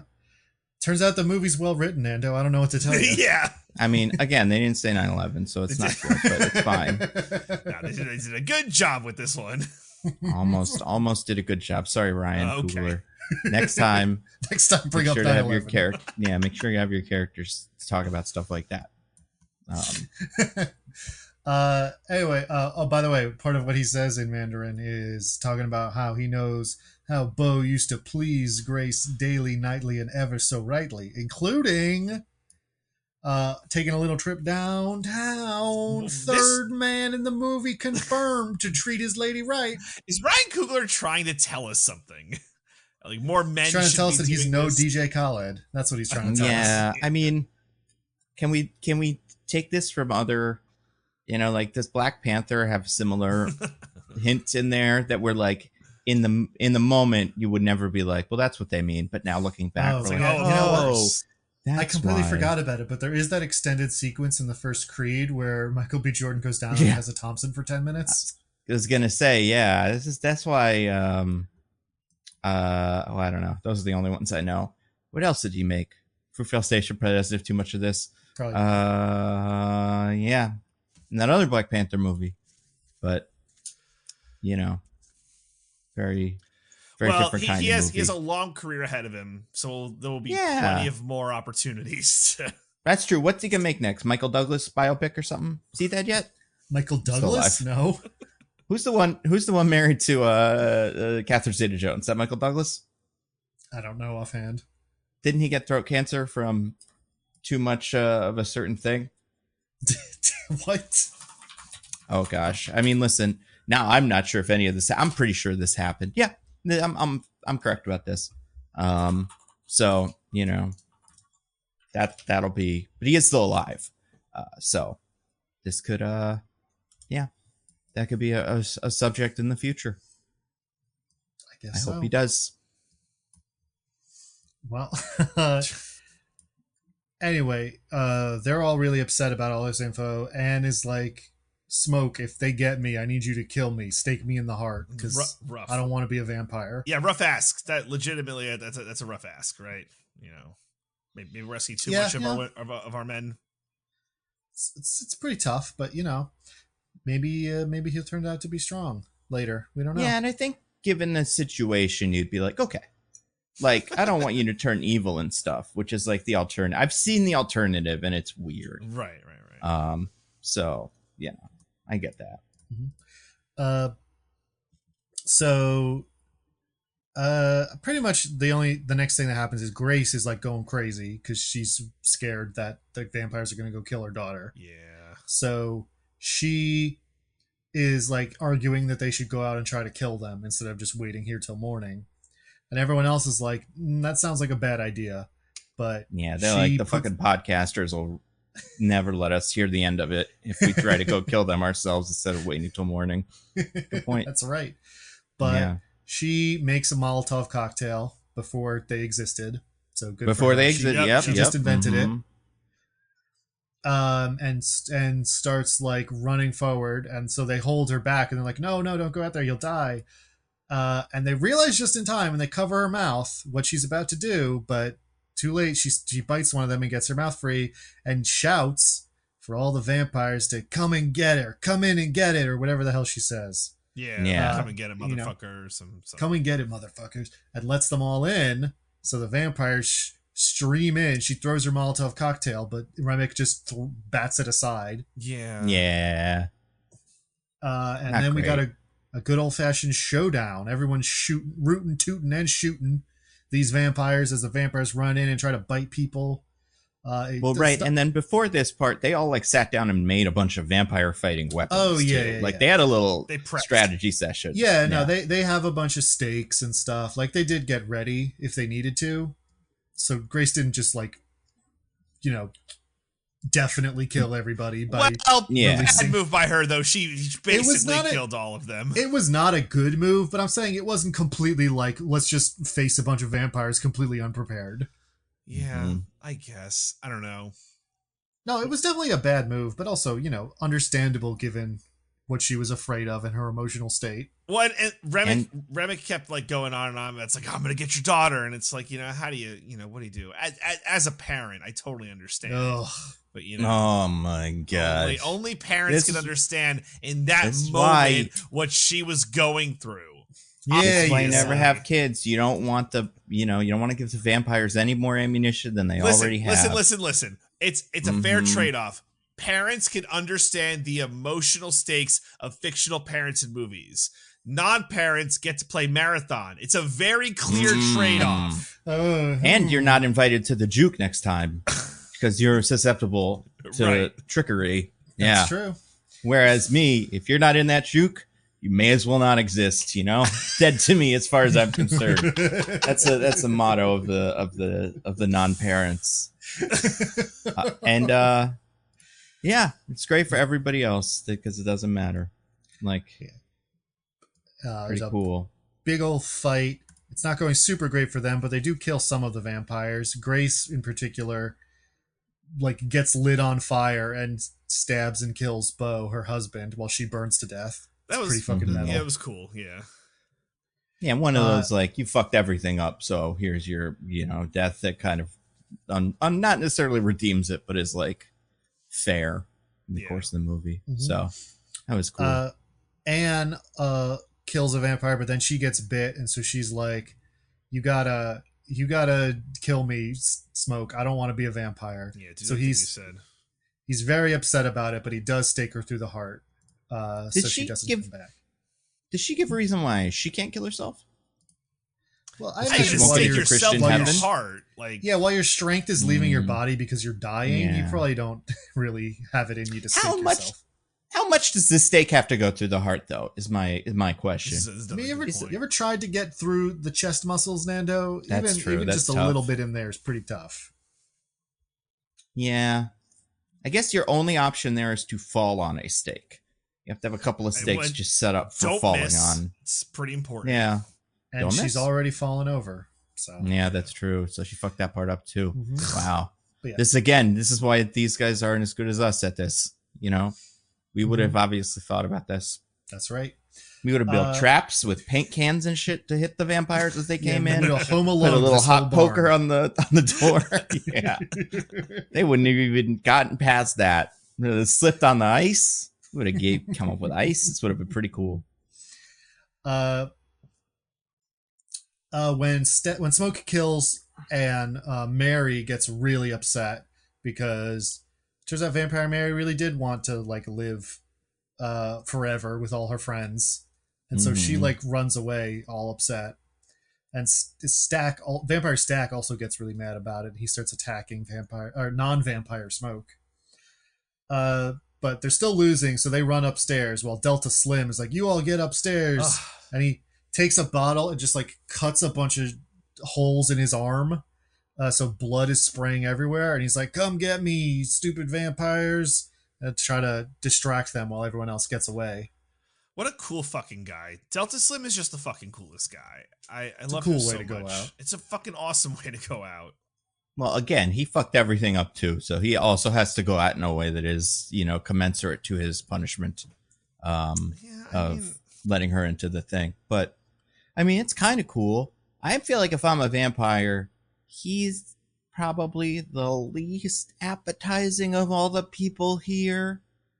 Well, or his body is probably, like, his blood is probably mostly alcohol. That's true. Nice. You get like drunk off fun of blood. Delta Slim bite. I'm going to assume, though, vampires probably can't get drunk. That, I think, has to be true. They traditionally they can't like drink alcohol or anything, but maybe drinking. I mean, in What We Do in the Shadows, drinking the blood of someone who's drunk or high does get you drunk or high. That's true. So yeah, that's probably a little treat for them. Mm-hmm. Yeah. So now it's just Smoke, Sammy, and Perlina. Except real quick, oops, it's just Sammy and Smoke or Stack. Wow, fuck, Smoke. It's tough. Yeah. No. Sammy this isn't your and fault. Smoke. It's Ryan Coogler's fault, and I don't think we're mad at him about it, but it is his fault. Should have given him more different names, like Smoke and Tito or something, you know? Sure, it wouldn't be as cute, but also we remember it better. You know. So, because Perlina gets grabbed by a vampire and is like, "Sammy, go!" So Sammy and Smoke run to like there's a door on the second story of the barn, which I think is a thing barns have, although I don't really know why. I think it's for bringing hay and stuff in. Like usually there's like a thing. I feel like this is there's usually something outside, but I guess they probably took it with them when they, you know, unbarned it because they were turned into a juke joint. Sammy jumps down to the ground floor, but Smoke gets attacked by Stack Vampire, and they start wrestling and fighting each other. And at one point, Stack's almost got him, but he stops just short of biting Smoke in the neck. Now, is this because Smoke is wearing the little like hoodoo amulet that Anne gave him? Is it because Stack has trouble attacking his own brother? It's hard to say. Silver, maybe there's silver in that necklace. Who knows, right? It's left ambiguous. But then Smoke gets the upper hand and has a stake over him, and he's like, "Oh no!" But then we cut away to what was obvious. Surely was Smoke killing Stack. I don't think there's any reason to question that. Oh yeah, for sure. Yeah. Sammy's trying to run away. He gets to like the lake nearby, but Remick comes outside and flies over to him and starts turning into a big monster vampire with big claws and teeth and stuff. Oh yeah, that was cool. And slashes him across the face. Sammy starts trying to say the Lord's Prayer, either because he's dying, he thinks he's about to die, or as a last ditch effort to like try to ward him off with holy stuff. But Remick laughs and is like finishes the prayer with him. And it's like, I remember when the Christians first came to Ireland and they took everything from us. And I'm like, wow, you're old. He is old. Oh. Yeah, he's got to be like 800 or something at least. He's got to be like 1,300 years old or something. Yeah, right. Yeah. I have a here. I know there are all kinds of dumb vampire rules, and you know I'm not here to nitpick at every single one, just like half of them. But why is he able to go through running water? I thought that was a big one for vampires, like no running water. Is a lake running water? I can see, but it seemed like there was a flow to the water here. You know, you know. Well, I guess the answer is they didn't have that rule in this universe. Great, I love it. That's the whole point. Yeah, but I would have felt silly not, getting my nitpick quota up. I mean, it feels like the only vampire rules in this universe are the ones that what's her name explicitly states. Because I feel like with what we're saying about the religious thing, like I don't think he would even assume that's going to work because he doesn't even know there were vampires yesterday. He Anne does say holy water works, so one could assume if you're in the water and saying some prayers, maybe it blesses the water. Maybe that works, but it doesn't. I don't hate it. Yeah. I guess he's just not a real pastor because he doesn't believe in the Lord as much. Look, he's guessing. He loves dance too much. Yeah. The devil music. He's guessing, and there's nothing wrong with that. There's absolutely nothing I mean, wrong listen, with it's worth trying. What is that gambit where it's like pretend you love all the religions right before you die so you can go to heaven, right? That's this, but vampire. Yeah, Pascal's wager, but vampires. It's just like throw it all at the wall. You never know. Yeah, Remick does a little more monologuing and is about to kill Sammy while all the other vampires are on shore, yucking it up, loving it. But then suddenly, stake bursts through his back. Smoke is there. Smoke is still alive and stakes Remick in the heart. And all the vampires yell and scream because they're upset about it. And then the sun rises and they all burn up in the sun. But Remick goes out like a cool guy. The big flame tornado shoots up from the sky, or shoots up into the sky, and he disappears. Skybeam. That's it's a good movie.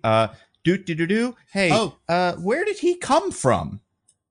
How did nobody see Michael B. Jordan in this moment? Yeah, was he swimming? Listen, Pirates of the Caribbean. I thought they were a hive mind. Yeah, maybe their hive mind has like a delay, but none of the other vampires were like, "Oh yeah, I remember that guy." He should have dressed up as Stack. That I think would have played if he had a little hat on and wrong hat or something. It's me. He just had like a red ribbon on, and it's like I'm Stack, not Smoke. Smoke's color's blue. Yeah, I did forget that they are also distracted somewhat by Sammy smashes his guitar into Remick's face on the silver plate. That was cool. Lodges in his head and burns him up. That was cool. I do want to point out one thing that I like design-wise that I forgot to mention, but now that what's his name's gone, kind of. I like that Stack had a bunch of shit in his mouth, bunch of like I don't know what you call it, but like gold stuff on his teeth. Mm-hmm. And when he turned more vampire, that turned more that like went with it. That was cool. That was cool. You're right. Yeah. Another helpful thing for remembering who's who. If his name was Tito, it would have been even better, but I get it. Well, Nando, speaking of like gold stuff that would help you tell the two apart, maybe there would be an even more helpful one later. Maybe. Anyway, yeah, so all the vampires die. Sammy and Smoke are the only ones who lived. Smoke's like, Sammy, get out of here and go live your life. Also, that guitar wasn't from Charlie Patton. It was our dad's, who was a shitty guy who I killed to protect Stack. This got brought up earlier, but I'm saying it now. Yeah. So Sammy goes on home while Smoke takes out all the big guns they had in their truck and sets an ambush for the clan. When they show up, he guns them all down, but they get one lucky shot in, and he also dies looking at a hallucination of Anne and their son. I just real quick. This wound is the least mortal wound of all time. It looks like it could have hit the liver, and that's really bad. Oh, if you say so. I don't know. I believe it. It's 2025 where we are just used to everyone being invincible from everything. It's just hard for me to believe that, this is game over for Michael B. Jordan. Also, this is a character that casually shoots people that were robbing him for, reputation sake. So I don't know. He shoots him in the butt and the leg. He gets shot like in the stomach. It's the side. Yeah. I don't know.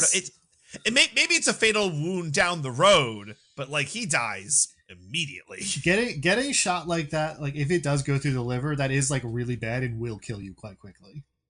All right. I guess we got to rock with it. Hogwood. It's just, I feel like we have different stuff goes on he nowadays. Riddles Hogwood's corpse full of lead before he goes, which is pretty cool. Right. Pulls a little Tarantino, kind of like, what would you call this? Like Hitler shot, wish fulfillment shot or something. I feel like that reminded me of that from Inglourious Basterds. It does feel like that, yeah. But hey, then we see that scene from the beginning of the movie where Sammy shows up in the church and his dad's like, this is because of the devil music. No questions about what happened. Yeah. Clearly, you got a big claw mark on your face and everything because of the devil music. But correct. Sammy rejects that and heads on out. and starts heading up to Chicago. And then it's the end of the movie, guys. The credits start. Or is it? Wait, hold on a second. Whoa, what? Yeah. Sit in your seats, motherfuckers. Don't get up. Yeah, that's right. And I mean, Nick Fury has to come. Unless you leave the second credits start, there's no way you'll miss this because the movie never really stops. Just use credits while the movie is going. Yeah. We flash forward to 1992, 60 years later. Sammy is now played by 9 years Buddy before Guy. a certain event. That's true. You know, in history, infamous day. Sammy is now played by Buddy Guy, a famous blues musician. And he's playing at a club. People are loving it. He is now a famous blues musician. He's put out a bunch of records. Apparently, he's very popular. Things have worked out pretty well for old Sammy. But then while he's cooling down in the bar afterwards, one of his guys is like, "Hey, there's 2 people who want to see you. I know we don't usually do this, but they flashed a lot of money." And he's like, "Yeah, it's fine." And they come in and, why, it's 1992 version of Michael B. Jordan and Haley Steinfeld. Egad. Stack and Mary lived. Oh, or unlived. Because when Mary ran away, she came back to the barn a little bit after, and Smoke didn't actually kill Stack. He couldn't go through with it because it was his brother. So he just made him promise to stay away from Sammy forever. Which, like, until this exact moment, Stack has done. Yeah. Yep. He's not going to turn him vampire, so I guess this doesn't count. Or I don't know. does he? Well, or does he? I feel like it's still within the spirit of the promise because he's like, I know you're going to die soon, and I just wanted to see you one last time. Also, I feel like I guess at this point, Sammy's like super old and maybe like cool with dying, but then at this point, you got to be a little bit more creative. Like, he's letting his vampire guard down a little too much by accepting an invitation of anyone. What if this is Remic's dad or something out for revenge, you know? You'd be like, hey, someone wants to come and see you. Tell them they are not allowed to come in and then see if they do anyway or something. Yeah, and right. Then, yeah. But no, he's just like, fuck it, I guess, whatever. It's fine. Yeah, they actually just have a very pleasant conversation, talk about, how their lives have gone. Stack offers to make, he's like, Sammy, I can smell it on you. You're not going to live for too much longer, which fair. He's got to be in like his late 70s, early 80s. Yeah. And he's like, but if you want to be a vampire, I mean, Mary and I could do that for you. But Sammy's like, no, I'm okay. And they're like, all right. Genuinely just offering. And then Mary and Stack leave, and they're just like, hey, before all the vampire stuff happened, that day was pretty cool. Yeah. Or Sammy says that, and Stack's like, yeah, that was the best day of my life. And then they leave, and that's the real end of the movie. Yeah. Pretty good. I like their outfits in this scene, especially. Oh, they're so 90s. Oh, man. Yeah, Haley Steinfeld as the fucking fly girl from the In Living Color, like, set is great. And I forget what Stack was Stack was wearing, but it was also fun. Stack had like a big fur coat on, and he had like gold knuckles that said Stack. I love that. He had like a flat top or something. I can't remember exactly what it was, but yeah, he had something exciting as well. Pretty cool. Hey, Sammy, you gonna tell anybody about any of this shit? I don't think so, but hey, I think people might listen if you can prove it in a couple of ways. And did you see what the name of his club is, though? I can't remember. Club Vampire? Club Vampires are real? Oh. Yeah, he'll always remember the first woman he ever went down on. I guess so. Yeah. Fine. I mean, listen, Sammy, come on. Also, is this our world? Like, is Sammy giving Anne Rice and like all the, vampire authors of the current day, like, inspiration or something? We can only assume. Yeah, I have to assume that as well. And like, vampires are a big part of like Anne Rice, big Louisiana person, although there's not all of them, but a lot of her stuff takes place there. So they're associated with the South. If you have like a pilot script for True Blood that he's shopping around, like HBO doesn't exist yet, so he's like, fuck. Soon they'll be ready. All right. Well, hey guys, that was Sinners. Great movie. It's We a all great movie. loved You it. should all go see it. Even if you listen to this whole summary and everything, you should go see it. It's a great fucking movie. But hey, there's other great things in this world, I imagine. I don't know. I prove it. Yeah, I mean, I don't know about great, but interesting. We'll definitely talk about some interesting things. Do you guys want to recommend some things to find people, DJ? Yeah, probably. The classic segment? A classic segment, yeah.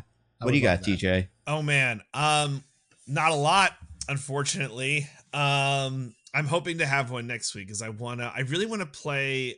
I think I've done Future Rex before. Marathon. No. They're not going to give me an alpha. I'm a parent. It's like the third time this has come up this podcast.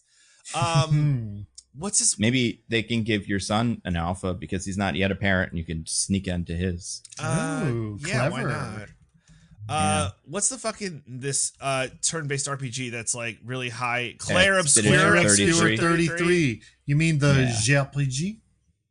Yeah, it looks cool. I'm probably gonna check it out soon. If you don't get that joke, it's because it's made by French people. Yeah. Yeah, and look, the French did something good for once, so you know. That's what they tell me. That's true. Yeah, this is like penance for everything David Cage has made. French are like, we're so sorry. He's never going to make that Star Wars thing. Don't worry, anybody. There's no way. That thing's never coming out. No, I mean, I really want to at least read the script for it, but yeah, that will never get made. But no, let me do something I've actually consumed. So Andor, season 2 of Andor dropped. No, DJ. Now I have nothing. Oh, I'm all right. Yeah, Clair Obscura, Clair 33 Expedition Obscura. You know, it's a game I haven't played, but I'm gonna get to it. But you know, we like real Andor. quick, DJ. Do you know anything about it? Like, do you know what the story is and stuff? I know very little. I watched like a trailer, and I like how weird it looks. And Andy Serkis is in it, and the main character from Final Fantasy 16. Does he play Gollum? Yeah, like Gollum. That's right. Yeah, Gollum's in it. Yeah, he him himself. Hell yeah. He's in the breeding pits. I remember that game. Yeah, I've been getting ready for a little a vacay, which you know might be why I'm not on a pod or am on a pod. I don't know. It doesn't matter. So I haven't had anything. I've watched like no reality television. I don't know. What do I do anymore? I'm a parent. That's all I do. I can recommend Cars again. We're still watching Cars. Is that one any? Wait, but have you watched the second one? No, we tried. We tried putting on Cars 2, and he's like, no, wrong Cars. He's like, get the right Cars back on. This one sucks. Well, you know, you should thank heaven for small mercies in that case, DJ, because you don't have to watch Cars 2. Yeah. And like over and over again, too. I wouldn't want him to get like hooked. So, yeah. Yeah, he just keeps going, yeah, Dad, the Rotten Tomato score hasn't changed. We're not going back. It's one, or maybe a sequel if they ever come out with one that's good, but no, thank you. So, but yeah, I'll let Diggins talk about Andor. Hey, Diggins, talk about Andor. Yeah, folks, you already know what it is. You knew it. You knew I was going to say it. Andor, baby! Cassian Andor! Andor sweep! New season of Andor started. 3 episodes. A year after the end of this last season, all our favorite guys are back. Cassian Andor, Mon Mothma, Luthen Rail, and Tay's back. Tay is back. Which one's Tay? Is he like the white-haired one? Is that his name, Tay? I guess. Oh, right? Yeah, the banker guy. The divorced his name one? is Tay. Yeah. He's back. You're correct. Yeah. He's back. Mon Mothma's shitty husband is back. Yeah. Hell yeah. I love him. Too. All the shitty Mothmas are back. Her shitty trad wife daughter's back. Yeah, trad wives are a thing now. That's so funny. I didn't even think about that, but that is what she is. And of course, the world's biggest loser, my favorite guy, the bootlicker himself, Cyril Karn. Yeah, living it up, baby. The Cyril Karn thing in episode 3, I literally like pumped my fist and went, yeah. I was so excited for what happened. Don't say it, just in case. I actually only watched the first 2 episodes, so I have not watched the third one, although I've seen clips or images of the Cyril Karn thing because it made it online. I guess something, I don't know, the internet thinks he's funny. I don't get it. But yeah, apparently they, that and the Mon Mothma thing from episode 3 managed to make its way to me, but but hearing what that is, that makes sense. In context, the Mon Mothma thing is heartbreaking. Out of context, hilarious. Well, how could that be heartbreaking? Everything's going so well for everybody there. Nobody's completely about to fuck everything up for the group. Yeah. Mon Mothma's great, man. I mean, I want to go to that stupid wedding. Have you guys ever been to a wedding that stupid? Oh, man. With all their climbing and shit. Yeah. So much stuff. Stupid, no. No, well, I want to go to one so bad. I like it because you get to go and complain about it the whole time. Yeah, that's what the Chandelier wedding is. Everybody goes, "What the fuck are we even doing? This thing sucks." Stupid. He gets to come to this? You kidding me? Like, that's a vibe I like. But yeah, no. Listen, I mean, obviously, all the dumb stuff that I just said, I love, but it's also, it's Andor. It's an incredible show. What it goes into about, early rebellion and like what it is to sort of like live in that space and like try to live under the crushing heel of fascism. Maybe even more relevant than it was before, but regardless, fantastic show. So excited for the rest of the season, which is the last season. So yeah, so far, maybe they'll make it back. Right? Maybe the Russos will pick it up or something. They're going to end at. There's not really a lot more to go. Maybe one of the characters. I mean, we don't know who dies. Maybe we just do a Mothma show for a while. Well, I don't know about Mothma, but she does live. She lives through Return of the Jedi. Yeah, she lives. Do we see her in any of the other material post this? Like, is she in the fucking? I don't think we see her in the sequel trilogy. Yeah, and then was she in like? I guess Mandalorian is still in the middle of this, right? I don't remember when any of this. Mandalorian is after. Yeah, Mandalorian's post. Around. No, yeah, it's right. It's immediately post Return of the Jedi. Yeah, pretty much. And if they didn't show her in that means she's dead because they did not show. Well, I guess Dave Filoni didn't create her, so they wouldn't have bothered. But yeah, she showed up with a cowboy hat on. You would have been like, oh, she's alive, I guess. Yeah, Genevieve O'Reilly's been playing Mon Mothma since 2005. Damn. Yep. Good for her. And but yeah, I can't believe, Diggins, you forgot the world's most giant upper lip. Deidre Miro is back. Dedra Miro. Dedra Miro. Well, whatever. She lets me call her Deirdre because we're close. But yeah. And then also another wonderful man, saying a wonderful word a lot, which I had never heard before in the Star Wars universe, but maybe it is. Gorman. You love Gorman. Gorman. Everyone wants to go to Gorman. When he starts talking about Gorman, I'm like, man, should probably get rid of Gorman, honestly. Big giant spider planet.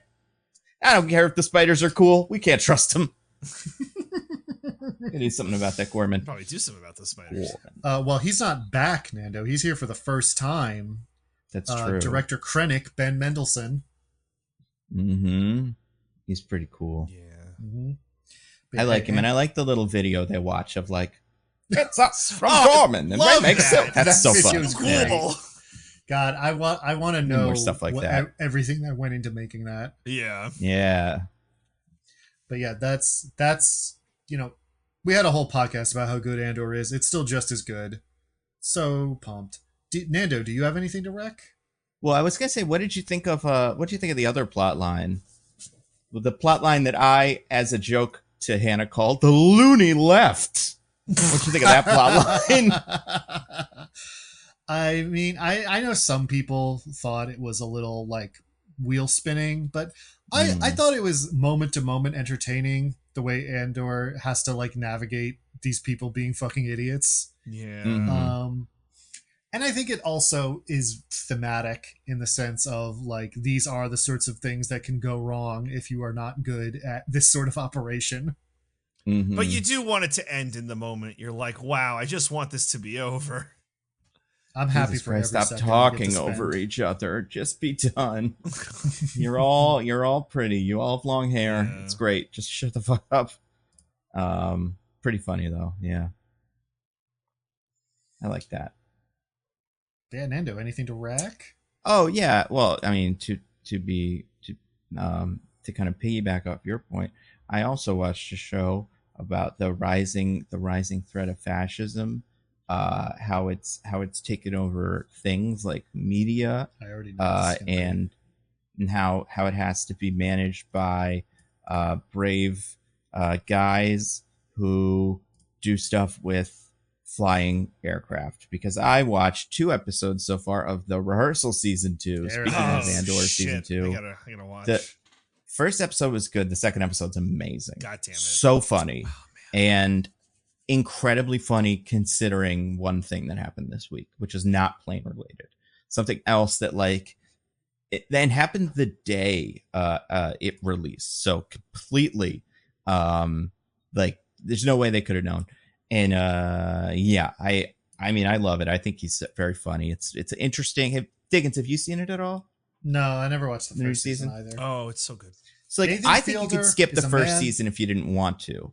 But watch Nathan it. Fielder is a man I respect. I appreciate what he does, but I cannot stand such elevated levels of cringe. I can't sit through it. That is fair. I do think watching the episode 2 back half is different than a lot of the rest of the stuff in the show. And it's just, I'm sure you'll see, if you haven't already, like bits of it on social media, especially screenshots from some of the things they do, but it is so funny. And so, yeah, I mean, I love him. I do like what they're doing this season generally with the planes. Apparently, Nathan shared an article from the other day about that helicopter crash in DC, where, you know, you guys remember this one? Yeah. They so apparently, according to this article that I guess just came out the other day, one of the things that they blamed the crash on was the pilot not listening to the co-pilot who said they needed to turn around or something. Oh, shit. Which is all about this all this season is doing, is it's kind of trying to explore how do we convince co-pilots to become more authoritative, because so many plane crashes have a co-pilot that says like there's a problem and this is exactly what it is, and the pilot's like go fucked, and then they don't listen. Wow. So that was crazy, but that's not even the thing that's ripped from the headline. So I mean, I love Nathan Fielder. I think he's like one of our funniest guys, and I think this season is bizarre, has some really funny bizarre imagery in it that I really loved. So yeah, I'll rec that. It's on HBO, which is nice. Also, John Oliver's back. He had a good episode about what's his name? The fucking weirdest man ever. RFK Jr. It's me. Yeah. It's RFK Jr. I'm here. I'm mostly nitpicking Hey, for the people first who time. don't suck. People who don't suck have that condition, DJ. Let's not make fun of it. I'm not making fun That's of the true. condition. It's just that's how I sound. I'm RFK Jr. Oh my God, it's you, RFK Jr. That's what this is. Oh man, I have so many questions for you. Can I ask you at least one? No, I don't talk to the media. I just come to defend my honor. I'll get fucked, you mainstream media fuckers. Oh we man, mainstream? are we in the mainstream? Yeah, I guess kind of. We're all white, you know. So then he should love us. That's true. Well, I mean, we're No, get out of here, you libtards. vaccines I'm done and with stuff. you. Yeah, we're not cool. Forget it. I listen. I don't like. I don't subscribe. Can you give us a little sneak peek, because it seems like you kind of already know? What's the autism thing going to be in September? What's the big drop going to be?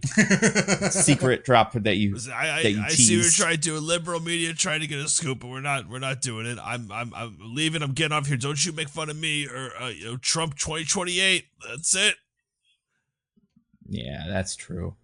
It's going to happen. He's going to live that long. RFK Jr. Everybody. He's crushing Wow. it. Yeah. Oh boy. Can you imagine Yeah. him on the Believe- pod? Yeah, I can't believe he's your house guest right now, DJ. I mean, He this broke is in the like they thing all that- do. these people go on podcasts all the time. Maybe not him as much, but all the rest of them, fucking Dan Bongino, and who's the other one? Who's the one that keeps getting drunk and signal texting everybody where they're bombing or Texas. whatever? That guy. Yeah, he loves to go on news and stuff and complain, put on his makeup. So he didn't even need to put on makeup if he wants to come on the show. Sorry, guys. This last episode before we all get Yes, sent to good run. fucking... Good run. Yeah. At least we got to watch a couple episodes of Andor and the other one. Talk So rehearsal. yeah, Talk about that. Yeah. Rehearsal, yeah. And it's a bummer we're gonna miss Thunderbolts, because that's next week. I can't wait. know, It comes yeah. out in a couple of days. The reviews are stellar, Well, those guys are all fun and cool. So that's I what like all of them. That's what we would have done next, but we're done, so that's not happening now. But we would Yeah, have we'll done just have to Thunderbolts I mean, next. Listen, when I saw that first trailer, I could have written a review. I feel like I probably would have been pretty close. Of like, wow, fun, the tone, Florence Pugh, amazing. Like, it's one of them. This one dies. all that stuff. I could have pretty much told you all that. So maybe I will next time. So yeah, Thunderbolts next week. DJ, do you have anything to plug? We Roses and Rejections, but wait, no, maybe not. I don't know. We recorded the last one we recorded was the season finale of RuPaul's Drag Race for the season. Yeah. And R.I.P. one of the drag stars I saw today or the other day. Wait, what? I don't know which one though. Isn't like a famous drag performer died? Oh yeah, sorry. I thought you meant like from the season. Like what? But, oh no, I don't know if they were on the show. But yeah. So yeah, I don't know. Maybe we'll never record again. Also, maybe they'll come up for us as well. Maybe because we're so woke. But and we just said the word drag in a positive, yeah, fashion. So I don't know what's coming up next. Something, but yeah, check that out if it happens, and if not, go fuck yourself. No, I'm kidding. Wow, I'm not. Go Diggins? fuck yourself. It's dinner time. Wow. Diggins, do you have anything to plug? Nope. What about you, Nando? I was gonna say of a video coming out that is my very long awaited, been on Nebula for like a month, Presidents in the MCU video will be out soon, and then that means on Nebula my next video, which is originally it's gonna be Serpent Society thing, that's still coming, but it's taking longer than I thought.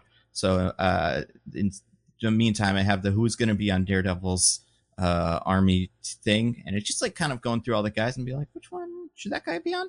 Because some of them should and some of them shouldn't. But he has a lot of friends. Daredevil, because he keeps cameoing everything, knows a lot of these guys. So that video will be on Nebula in a couple days. Cool.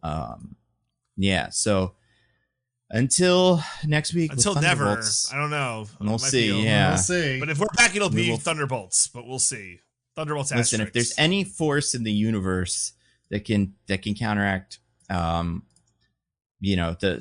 rising threat of fascism, it's the fact that podcasters love to talk about Marvel stuff, and like those two forces will fight each other. So I think there's a chance that will save us. Okay, I don't know. We'll find out. Yeah, we'll see. So yeah, we'll talk to you guys next week. Until then, goodbye, everybody. Goodbye. Woo!